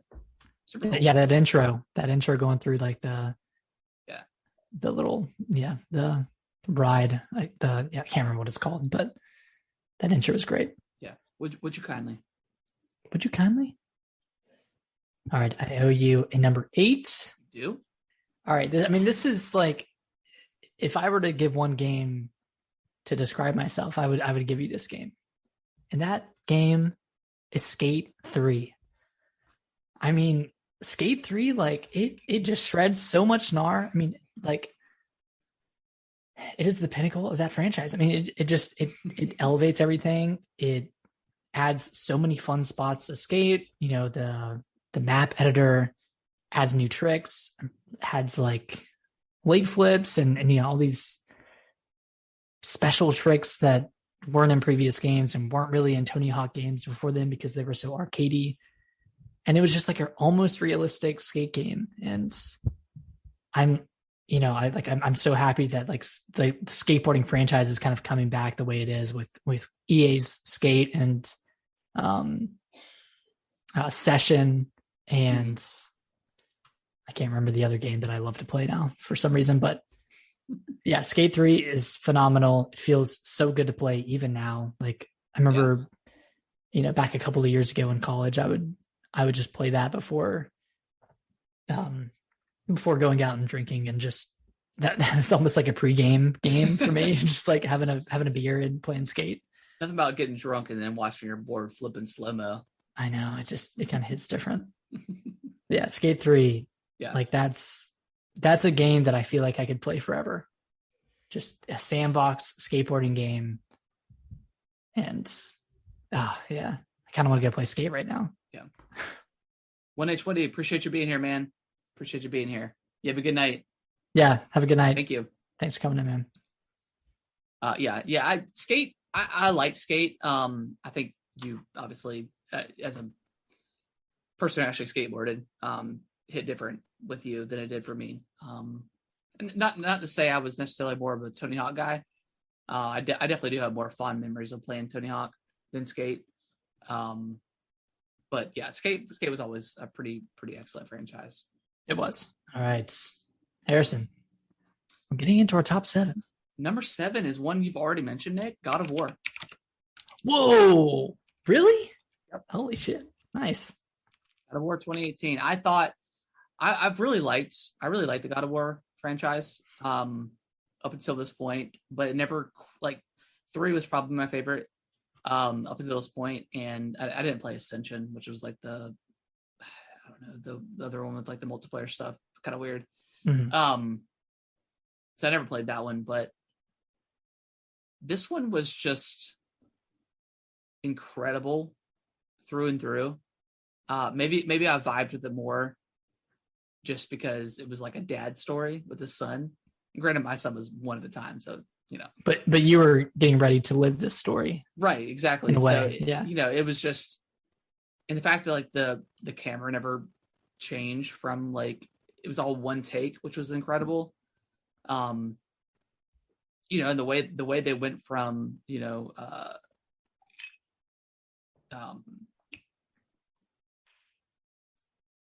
Roman mythology to Norse, Greek mythology to Norse was kind of well done. I thought it was just it didn't make sense, but also it did. I don't know. It was weird. It's like they moved. It worked. Yeah, it worked. It worked fine.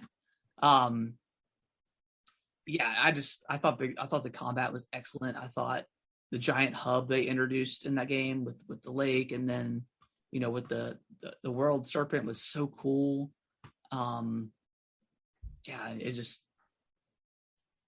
Obviously one of my favorite games of all time. It was absolutely incredible. This is God of War Ragnarok is probably going to make me want to get a PS5, or obviously I do want a PS5, but like this will probably make me get one if this comes out at the end of next year. But yeah, Violet, appreciate the follow. Thank you so much. Yeah, thanks, Violet.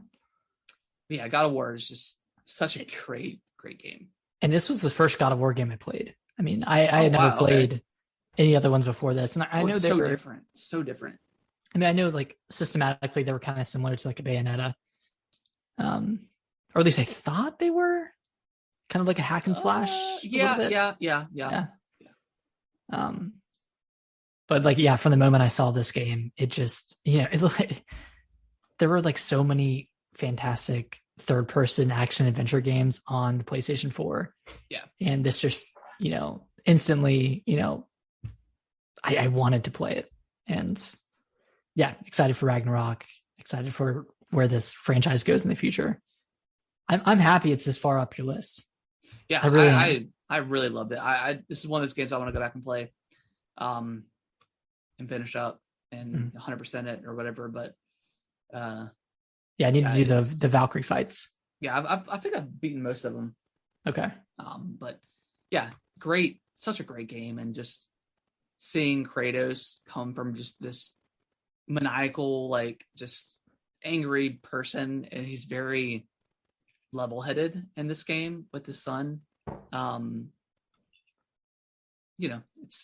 It's cool to see. It's very cool to see, and I thought they changed up voice actors from the original Kratos to the new. I can't remember his name, but they did. Yeah, his just booming voice. Just God, like the acting in this game is incredible. So good.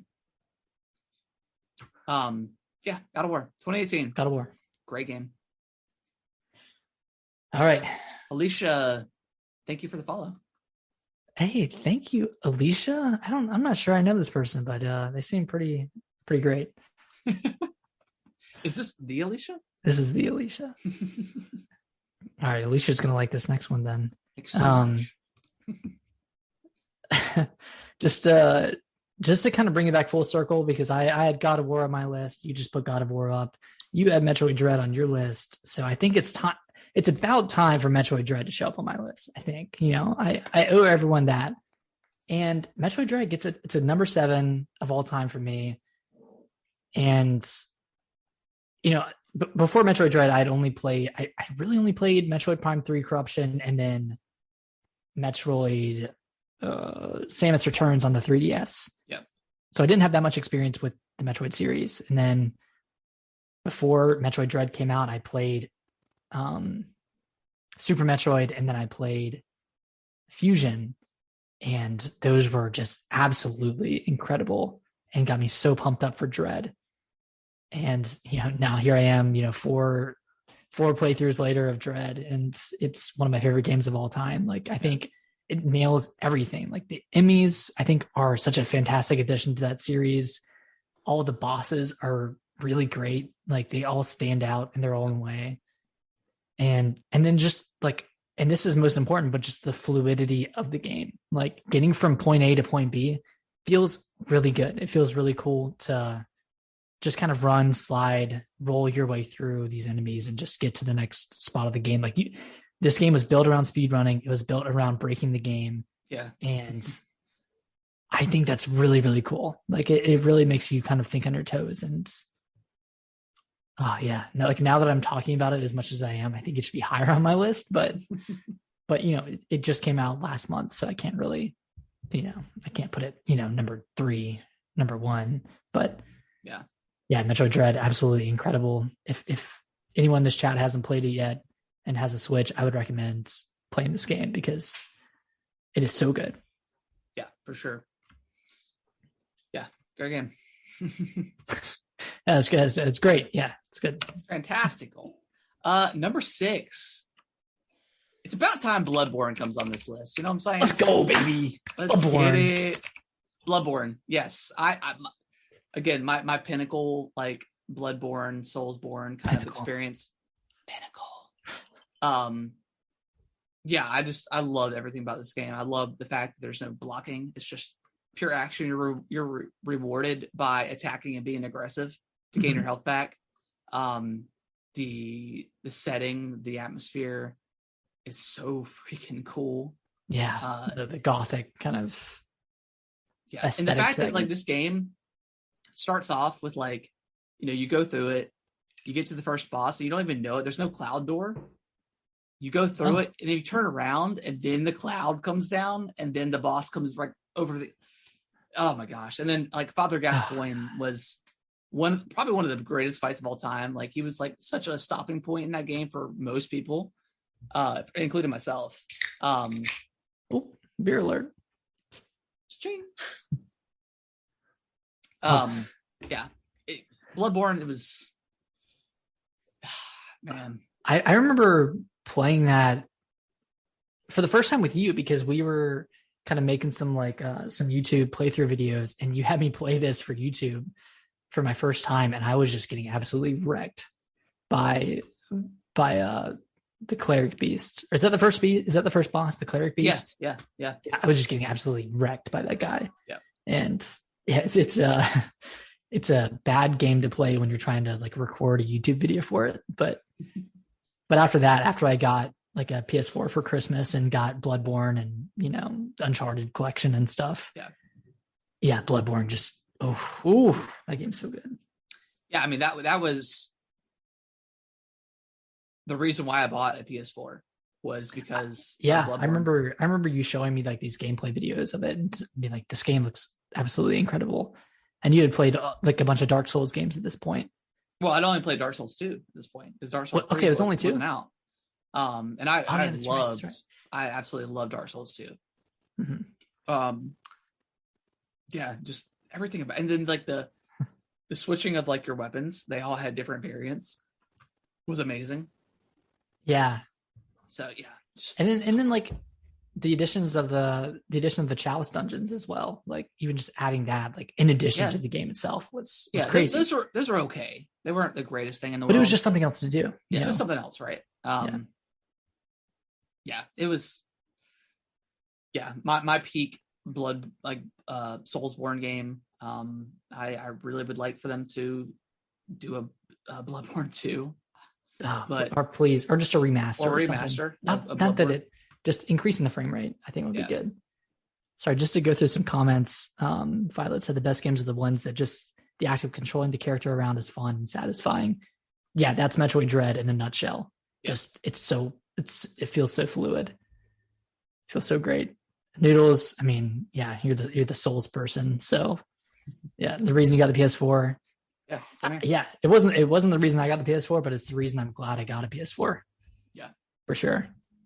And then totally unreliable how that vid turned out. I mean, I think it turned we spent a lot of time on the character creation, I think, and then it was just you like kind of backseat gaming me through the first part of the game. Yeah, it was fun. Yeah, it was fun. Yeah. No matter how it turned out, it was a fun time.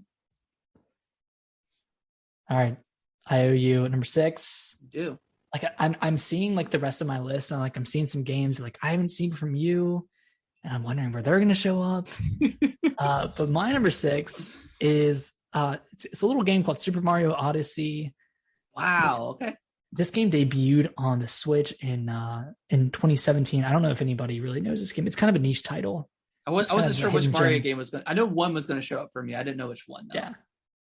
Yeah, this was like, in terms of like all the franchises that have really good games, this is probably the easiest to cut down because Mario Odyssey just, I feel like it's just miles above the rest. Like, phenomenal. Yeah, it's, and dare I say, it's the pinnacle of the Mario, of the 3D Mario series. Yeah. Like it's the perfect Mario game. Like it has the very, very like aesthetically pleasing worlds, and kind of, pays a little bit of tribute to 64, which obviously kind of built the foundation of the 3D Mario series. And there was just something about this game that, like, like Violet said earlier, it just feels good to play. Like there were so many like kind of hidden gameplay mechanics in Mario Odyssey where, you could just run from point A to point B, or you can use Cappy. You can do your little triple jump roll and then hit off of Cappy again. Yeah. And it feels much cooler to do it that way. That's for sure. Of course, yeah. I remember just like trying to jump these long gaps with like that Cappy triple jump thing, just like on my own fruition, just because I wanted to. Like, I wonder if I could like do that with this. And a lot of times I could. And like that kind of parallels with Metroid Dread, where you can kind of break the game in these weird ways because the controls are so like, they're so expansive, but at the same time, they're really good for newcomers as well. Yeah. And it was your son plays Mario Odyssey a ton, right? And he loves it, and you love it, and it's good for all ages. Yeah. Just the fact that you can, like, each, world is different, like so different. And it's the first Mario game, I believe, where you don't get dropped out of the level after getting a star or whatever, right? Yeah, it is. So, I mean, just that is, it's such a good like starting point for young players or someone who have never played a Mario game before. But again, like you said, the control is just like perfection in Mario. It's great. Mm-hmm. Yeah, it doesn't get much better than that in a Mario game. And, that's after playing through the 3D collection and playing through 64, Sunshine, Galaxy, which are all amazing in their own right. And, theoretically they should be on this list because they're, all great games. Yeah. Aside from Sunshine. But, Mario Odyssey just, How about you? Sunshine's the worst 3D Mario game. Thanks, man. I really appreciate it. Yeah. All right, we're here. We're the top 5. Top 5. This is it. I'm excited. Mass Effect 2. Wow. ME2? Yep. It had to show up. Mass Effect is probably one of my favorite franchises of all time. This is the game that I was like, can we do the full, can we do just the whole series? Can we do the collection as one game? Mm-hmm. Because I was, obviously one is the start of the franchise. And it was pretty rough. It's very RPG heavy. Yeah, very, very, very RPG. But 2 really kind of defined this franchise. It made it more actiony. It did. But it still left some RPG mechanics to it a little bit. But just being able to, Andromeda hides in shame. But yeah, just the fact that your decisions, like this is like one of the first games to do this, where your decisions kind of mattered, and and to some degree, carried on to the next game. But yeah, just the whole premise of the game, spoilers again, Shepard dies at the very beginning, so you gotta, you what essentially get to recreate a character. And just the fact that the end game, that it's going to be a suicide mission, and you're recruiting the entire game, and you're doing loyalty missions. It's just, I don't know. It's just, It's probably one of the greatest trailers of all time. Go back and watch the original like Mass Effect 2 trailer and tell me that doesn't give you goosebumps. If you played the first one, you have like, that history. What about the initial Gears trailer, Gears of War with Mad World? That was a really great trailer as well, but I think 2 is better only because you've got the experience of the first game. Okay. Although Gears 2 has a very good trailer too, with like its poet. It's like it has like a poetry moment or something. I can't remember exactly how it goes, but yeah. Mass Effect 2, great game, great. Man. Yeah, I guess this year was the first time I played through Mass Effect 1 and 2. You still haven't played 3 yet? Well, I played on the Wii U, man. People forget, and like Mass Effect 3 came out on the Wii U. Like it was there, man. It was there. But play it. I need to play it like with my squad, with my saves from 1 and 2. Yeah. Who is your partner of choice in Mass Effect? Probably Garrus and Rex are my favorites. Garrus and Rex. Garrus was a total badass, and Rex, it's Rex. Like, just say his name; it's badass. Say the name. Yeah. Nice. Yeah, Mass Effect 2 is pretty good. Yeah, and then like Mass Effect 3, like if Ashley lives, she's not a complete piece of shit by the end of that game. Ooh, Tally. Yes, Tally's great. I was gonna say Tally and Tally's great. Oh my gosh, what's the blue character's name? My first playthrough of 3 back on the 360, I romanced Tally. You can't romance her in 2 though, right? Not in 2. Because they haven't gotten like, she ends up, because they can't take off their masks, or her helmet, she figures out a way to do it. I can't exactly remember how it goes, but yeah, Tally's great too. Tally's my favorite female squad mate, I guess. Yeah, I'm not big on like romance in games normally, but it's weird. Mass Effect has a very weird couple of sex scenes that are just awkward, super awkward. Yeah, I had to give everyone. He just fire. Joker. Oh my gosh, I cannot remember that character. What? It's the Asari. Is Asari that? I don't know. I can't remember her name. Liara. Yeah, Liara. Liara. Yeah. I think that's who I romanced into. Yeah, Liara. She's cool. Yeah. Normally don't care about that stuff. The matriarch, like, whatever. No. And it's just the. No, there's the one in 2 that you can. Miranda. No, that's the clone girl that works for Cerberus. Right. No, it's gosh, what's her name? Samara. She's the matriarch. Yeah. She's like she's the mom. I don't know. Well, no, Benezia is Liara's mom. I can't remember exactly what she is. Anyways, Mass Effect 2, great game. Great game. Nick, what is your number 5? Top 5, baby. Let's go. Yeah. Oh my gosh. Yeah, top 5. And where did you put? There's a certain franchise that I hope is on your list, but if it's not, it's okay. So I'll give it the representation. But do you mean Halo? No. I've already given that. No, neither of us have spoken about yet. Oh shoot. Okay. Well, Halo 3 is my top 5. Nice. I mean, yeah, Halo 3 is like one of the midnight launches that I remember the most because of the burn energy drink and just staying up, until freaking like 5 a.m. playing it. And like we always kind of made a promise to ourselves a little bit to play at least a chunk of the campaign before diving into the multiplayer. Yeah, of course. And we mostly stuck with that. We did, yeah. Which I thought was pretty cool.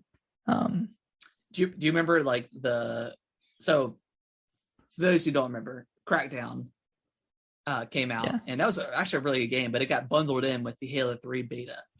And then that second day, I think that beta was out, the Xbox Red ringed. Remember that?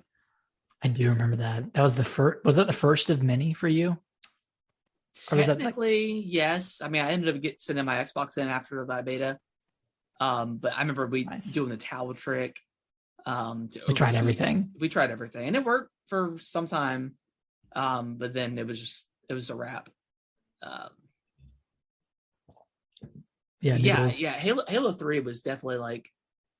It was that game. Like it was that like. Yeah, it was great. That multiplayer game. Like I miss midnight releases so bad. So much fun. It just stand up with a bunch of people who are equally as excited about a game as you are. Like it just doesn't translate when you're like, oh, I'm going to open up this digital game at midnight and play it 10 minutes before I fall asleep in my bed. It's like in the GameStop parking lot playing Ninja. Yeah, playing Ninja. Drinking burn energy. Getting home, drinking some Diet Mountain Dew, staying up. DMD. Oh yeah, we convinced our parents probably a couple of times to stay out of school a couple of days to play Halo 3, Gears 3. I think that was one of them. Halo Reach. Well, you were in college, but I think Halo ODST. Me and Diego skipped school and got it. Yeah, it was fun. Yeah. Good times. Yeah, that's my number 5, Halo 3. Great game. It improved on Halo 2, added in all that equipment, nerfed the assault rifle compared to Halo 1, but I'm not complaining. Still a great first trailer too. When, oh my god, phenomenal first trailer. Yeah, it was awesome. And in Forge mode, I was at that point in my life where I was so excited about these creative modes. It was Far Cry 2, and I was making obstacle-y. Yeah. Harrison. Yeah, for all those listening, Harrison would just make these obstacle courses in Far Cry 2, and me and my friend Adam would try to play through. Far Cry Instinct Predator. Oh yeah, that was it. Yeah, we would just try to play through the obstacle course and try not to run our vehicles off the map or whatever. Super fun. Yeah, fun times.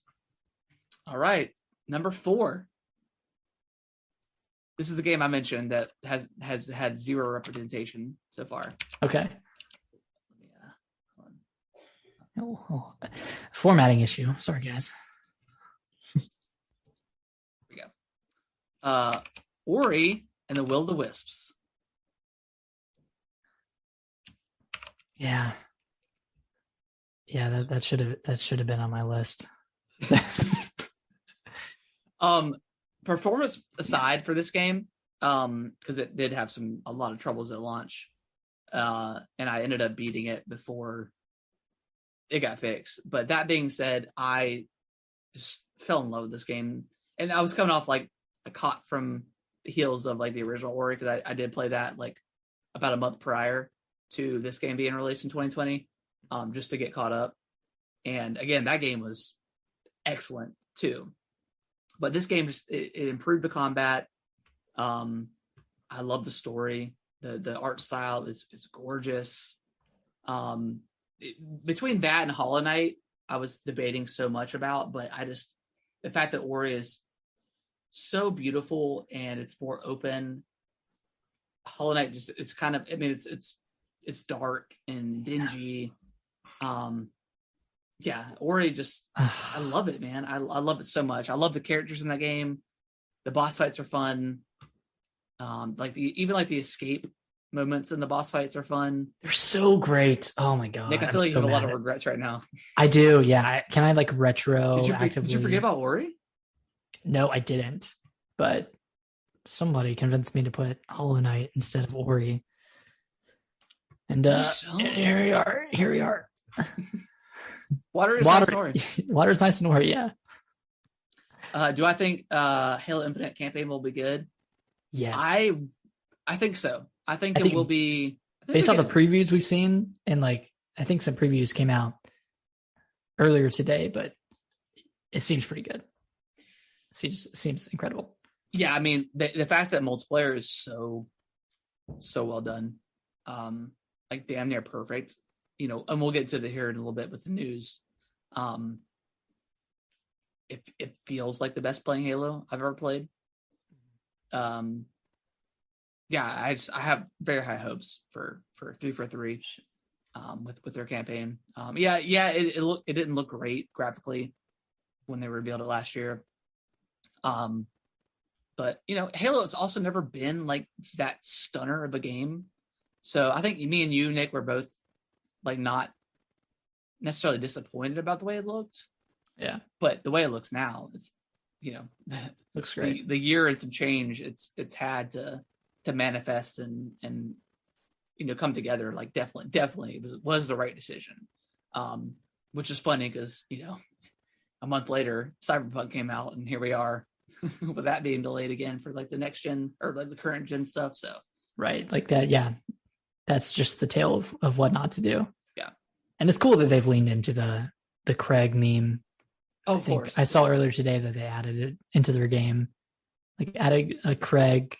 We'll talk about it later, but they added like a Craig mixtape. Like he went on to become an artist.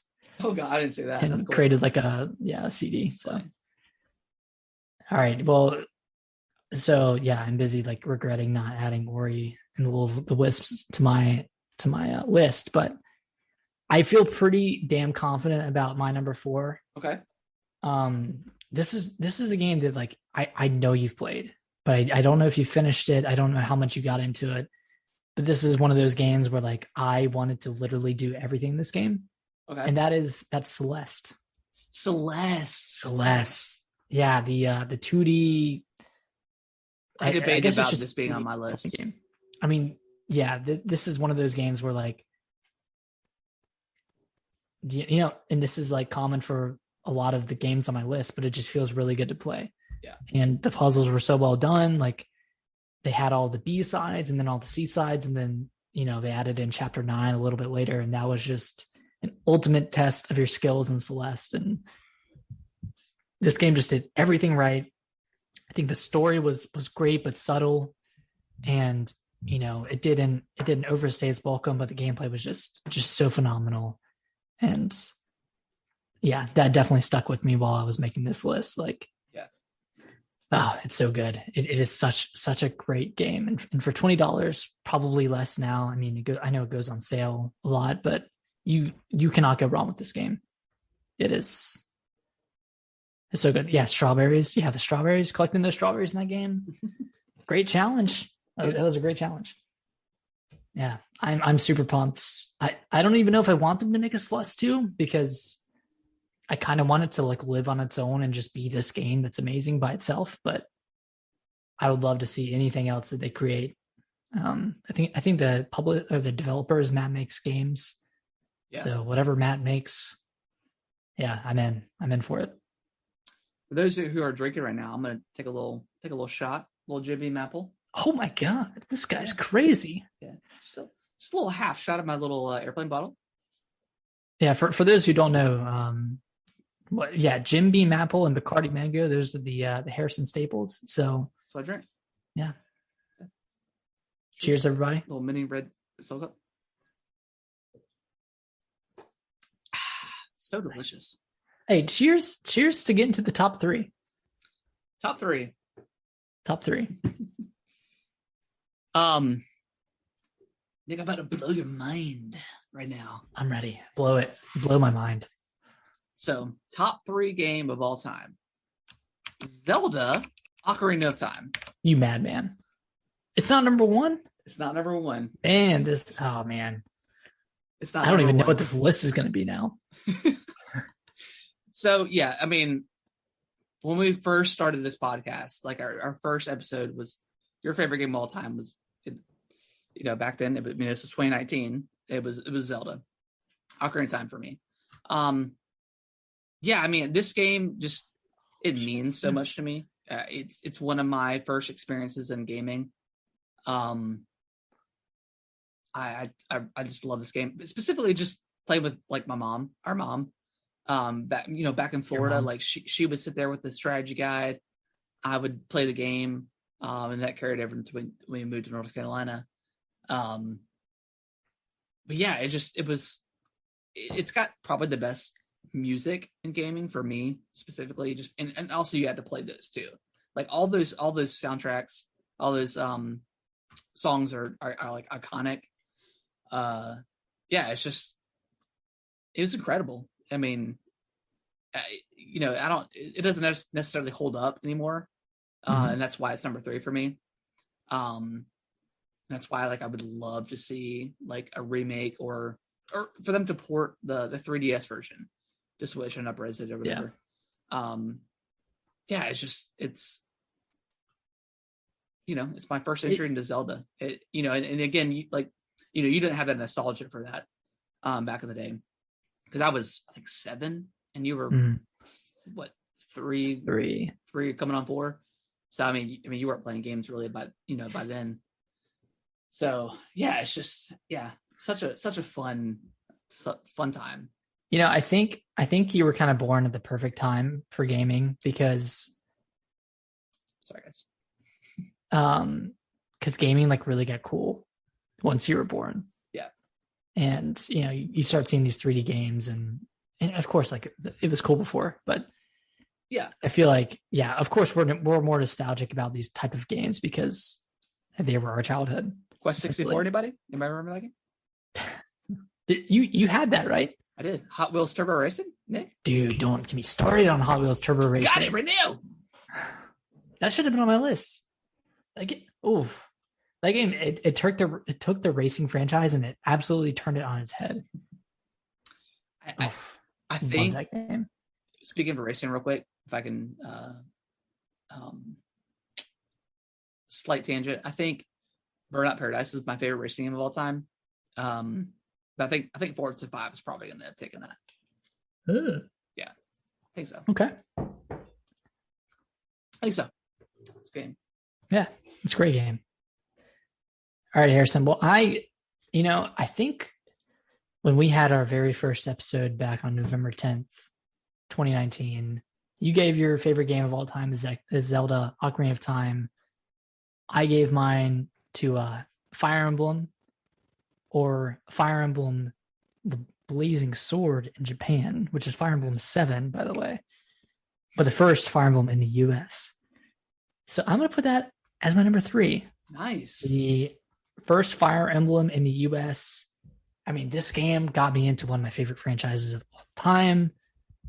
I can't tell you a lick about the story of this game, but the gameplay is just, it's all there. It's like, it's a tactical game. Like I'm not normally into like tactical games like XCOM or anything like that, but there is something about Fire Emblem that just instantly clicks with me and just feels so good to play. And like leveling up these characters, having, those, very, very well animated sprites like Fire Emblem and Fire Emblem The Sacred Stones have some of the very best animations in gaming. And I feel like that a lot of that was lost on like the 3D Fire Emblem games like Awakening, Fates, and Three Houses, because they just absolutely killed it with that animation. Like it was just so cool looking. Like every single class had its own critical animation that was like really, really cool. Like it just felt awesome. Like recruiting characters was difficult because you had to recruit enemies on the map with specific characters that you had. You had to go up and talk to them, and maybe you could recruit them. And I really hope this game gets some sort of remake, but I also don't want them to change too much. I want them to keep the sprite art style that they had with the original game, and just go with that instead of trying to like make it like a 3D remake. But do like an Advance Wars kind of thing, like Fire Emblem, 1 and 2 for like US or whatever, something like that. Yeah, that'd be awesome. Yeah. And this game is actually a prequel to Fire Emblem 6, which is Fire Emblem the Blazing Sword. And yeah, this kind of made me want to, and I ended up buying a Japanese copy on eBay. and then looking up like the translations and writing them all down just to know like the character names and all that. And I've talked about this before, but just to like know who to recruit. And like I knew the game so well that I could just look at like the option screen and know like what was an attack, what these weapons were, like what was like the intern, what was the suspend button, like I knew it like the back of my hand. And yeah, this franchise will always stick with me in that regard. Yeah. All right. Yeah, I don't have any Fire Emblem on my list here, but I mean, you know, I playing the two games on the Game Boy Advance back in the day was so much fun. I would love to see a remaster of both of those, like they're doing for Advance Wars, something like that. Yeah. You know, I played a little bit of Fate on 3DS. I have it, but I couldn't quite get into it. I don't know why. I don't think it was as strong as Awakening or the other ones. I'm not sure. Maybe I need to go back and like try it, but it just didn't. I don't know. I didn't click with it or whatever. But yeah, I think Fire Emblem is a great franchise. I do want to try Three Houses at some point, but I don't know. We'll see. Yeah, that's a great game. It's a long game. So now that we're on our top two, chat, how do you guys feel? However, you know, you said you were going to be judging us. How does it feel? Yeah, how do our lists look side by side? A lot of different games on here. I mean, I'll switch back over real quick. Keep in mind our second giveaway is coming up just after we get through our top 25 list. So stay tuned for that. Yeah, it was a lot of different games on here. I mean, I feel like we have a lot of similar opinions on games. We do, yeah. But, you know, also kind of as an offshoot of that, we're also playing, you know, I'm playing games like, you know, Fire Emblem and, you know, you're loving games like Dead Space, BioShock. Yeah, there's a lot of differences here. I mean, I'm most surprised on your list by Splosion Man. I was like, how the hell did that make a top 25? But it's just the timepiece. It is a timepiece. And I to be honest, I had SSX Tricky on my list for a little bit as 25. I did as well. Yeah. Let's go and dive into it, man. Ocarina of Time is top 3 for Pharrell Pacino. Yeah. For sure. Number 2, Mario Odyssey. Wow. This guy's crazy. I haven't seen a Mario. I haven't had a Mario game yet on here. So, I mean, I know your number 1 is. Kind of piggyback what, you said. I mean, it's probably my favorite 3D Mario. I mean, it is my favorite 3D Mario game of all time. It perfectly blends, like, just, I don't know, that 3D Mario feel with just an open kind of, not necessarily world, because they're not huge worlds, but they're big enough. They're big enough, but they're all different. There's like 15 different areas you can go to.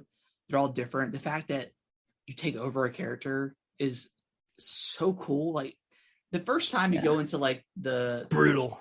You take over the T-Rex. It's so like, I don't know. It's different. It's so cool. Yeah. You know, and then obviously, you know, my son last year after I started working from home, like he really got into Mario games. And it's kind of not the biggest reason why I got an OLED, but I wanted one. Whatever reason, yeah. I wanted to splurge. But the fact that he had taken over my Switch completely and absolutely fell in love with Mario. You know, we started with what did we start with? Odyssey. And then, you know, moved on to like 3D World when I got that. You know, Mario All-Stars Collection. So that's kind of like a big factor in why it's like one of my favorite games of all time. Just because of that. But also it's just such a fun game. It is. It is just so fun. It is a genuinely fun game to play. And I feel like that's kind of rare in a lot of games these days. Yeah. I wish they would have done more DLC for it. Like I don't see why they couldn't do like one other world. That's kind of crazy to me. Hopefully there's a Mario Odyssey 2 or something very similar like it. Or just like a straight up like open world Mario. That would be kind of insane to think about. Yeah. But we will see. Hopefully they're busy. Yeah, working on the next Mario Odyssey. That's all I can hope. Yeah, we've played a lot of games over all the like 20 years. We have, we talk shit about like Sony and like the fanboys for that. Mainly because I feel like Sony, like those fanboys are just for Sony and PlayStation games and literally nothing else. And I'm like, everybody can own everything. You can play everything if you want to. You can play Xbox Daily on PC now, right? So I mean, it is what it is. But that being said, we've played a hell of a lot of games, from indie games to like AAA. We don't play a lot of Call of Duty these days. But we play a lot of other stuff. Yeah. Yeah, well, I mean, we don't play Call of Duty and Battlefield, but we play like Psychonauts and Shin Megami Tensei 5. Yeah. Psychonauts 2 was it's a good game. Yeah. I don't know if it's a top 25 for me, but it is a game of the year contender, I think. It is. And again, these are all subjective. So like if Psychonauts 2 wins game of the year this year, and Metroid Dread doesn't, it's subjective. So yeah. And totally unreliable. So there are no Xbox fanboys. There are, there are definitely Xbox fanboys that will just go to anything that PlayStation tweets out and tweet Xbox is better or whatever. But I just feel like it's more common on the PlayStation side. My one point I will make versus Xbox fanboys and PlayStation fanboys is, and it probably has happened and people have chatted about it, but anytime PlayStation has announced that Horizon, God of War, so-and-so is coming to PC, they lose their freaking minds over it. And like they don't want it to come to PC. This is years later after the game has been released. Like, it's brilliant. It's kind of brilliant marketing strategy for PlayStation. Because they're putting them out right before the sequels. Top tier games coming out, a year prior to, when they're like you said, the sequels are going to be released. It's brilliant. But Sony fanboys lose their mind. And again, I have all the consoles. Like I don't have a PS5, you do, Nick, but I will own a PS5 because I love they do have better games than Xbox does, for sure. That being said, in 5 years, what? Well, in 5 years, maybe that script will flip because of all the games that, or all the studios that Microsoft and Xbox have purchased. It could flip. But right now, like Horizon, God of War, Uncharted, Last of Us, fantastic. Yeah. I would think, to answer your question, unreliable, I think they're the most adamant. Everyone's kind of a fanboy in their own right. Like when I had a Wii U, I talked shit on the Xbox One and PS4, even though I knew I was wrong. But I just did it because Xbox One was kind of garbage, to be honest. Yeah. But I just did it because people were, talking shit to me because I had a Wii U. I'm like, well, Wii U has Mario Kart 8 and Splatoon soon, maybe. But like everyone is a bit of a fanboy. Like you can't be completely unbiased. It's impossible. Totally. Like Like, Nick, would you say you and I are both like, we lean more inside of like Nintendo, right? Like we lean more Nintendo. We get most hype for that kind of stuff, right? Yeah, definitely. I think so. Yeah, Nintendo and then kind of Xbox and then PlayStation's kind of like the last, but And I've always preferred Xbox, to be honest, but during like the Don Matrick days and when like the Xbox One first released, like their marketing was so terrible. And they initially started with the weird like umbrella like E3 where they were like putting, I don't know if it was slime, but I don't know, it was weird when like they first announced the Kinect, like that kind of presentation, like that you had to wear like extra clothing because you're gonna get wet, or I can't exactly remember what it was. It was weird. Gonna get so wet tonight. It was a weird marketing campaign, and everything had to be online, and like DRM issues. Yeah, it was not a good look for Xbox, and Xbox One was pretty bad, and that's why the PS4 just sold so much better. And because they had just fantastic games, right? But the fact, now that Phil Spencer has taken over, they've acquired a bunch of studios. Game Pass has been evolved. I mean, you can't argue that Game Pass is the best deal in gaming, period. It is. And I think that's why Nintendo has been so bad here, especially with like their new expansion pack. Is you're paying as much as you are now a year for PS Plus and Xbox Ultimate, whatever, and you're not getting free games, and so everyone's got their opinion. Everyone's got their preferred gaming platform. You and I are. We're always gonna probably own all three at any given point. Yeah, at some point. So it is what it is. But oh yeah, for sure they lost the previous gen. Absolutely. All right, Harrison. I have my number 2. What all right. So it's Cyberpunk 2077. I think that game was phenomenal. I think it nailed every aspect. Didn't have any bugs on launch. I'm just gonna go ahead and type that out. Actually, Cyberpunk Zelda Breath of the Wild. So so my number 2 is Zelda Breath of the Wild. Yeah, surprise, surprise, everybody. It's not number 1. Not a Nintendo fanboy after all, am I? No. Yeah, Zelda Breath of the Wild. I mean, there's not much to say about this game other than it. I have no idea what your number 1 is. Well, you better think hard, brother, because it's coming in hot. It's not my number 1 either. Well, yeah. Pokemon Sword and Shield. Oh. I think Sword and Shield. Just to kind of touch on Breath of the Wild, and I think that's your number 1 game, but I'm not going to say that it is. It completely refined the open world format, and I think it's the best open world game. I think it's the best Zelda game. Like, I know the dungeons aren't that acclaimed, but I still think like the game nails every other aspect of it.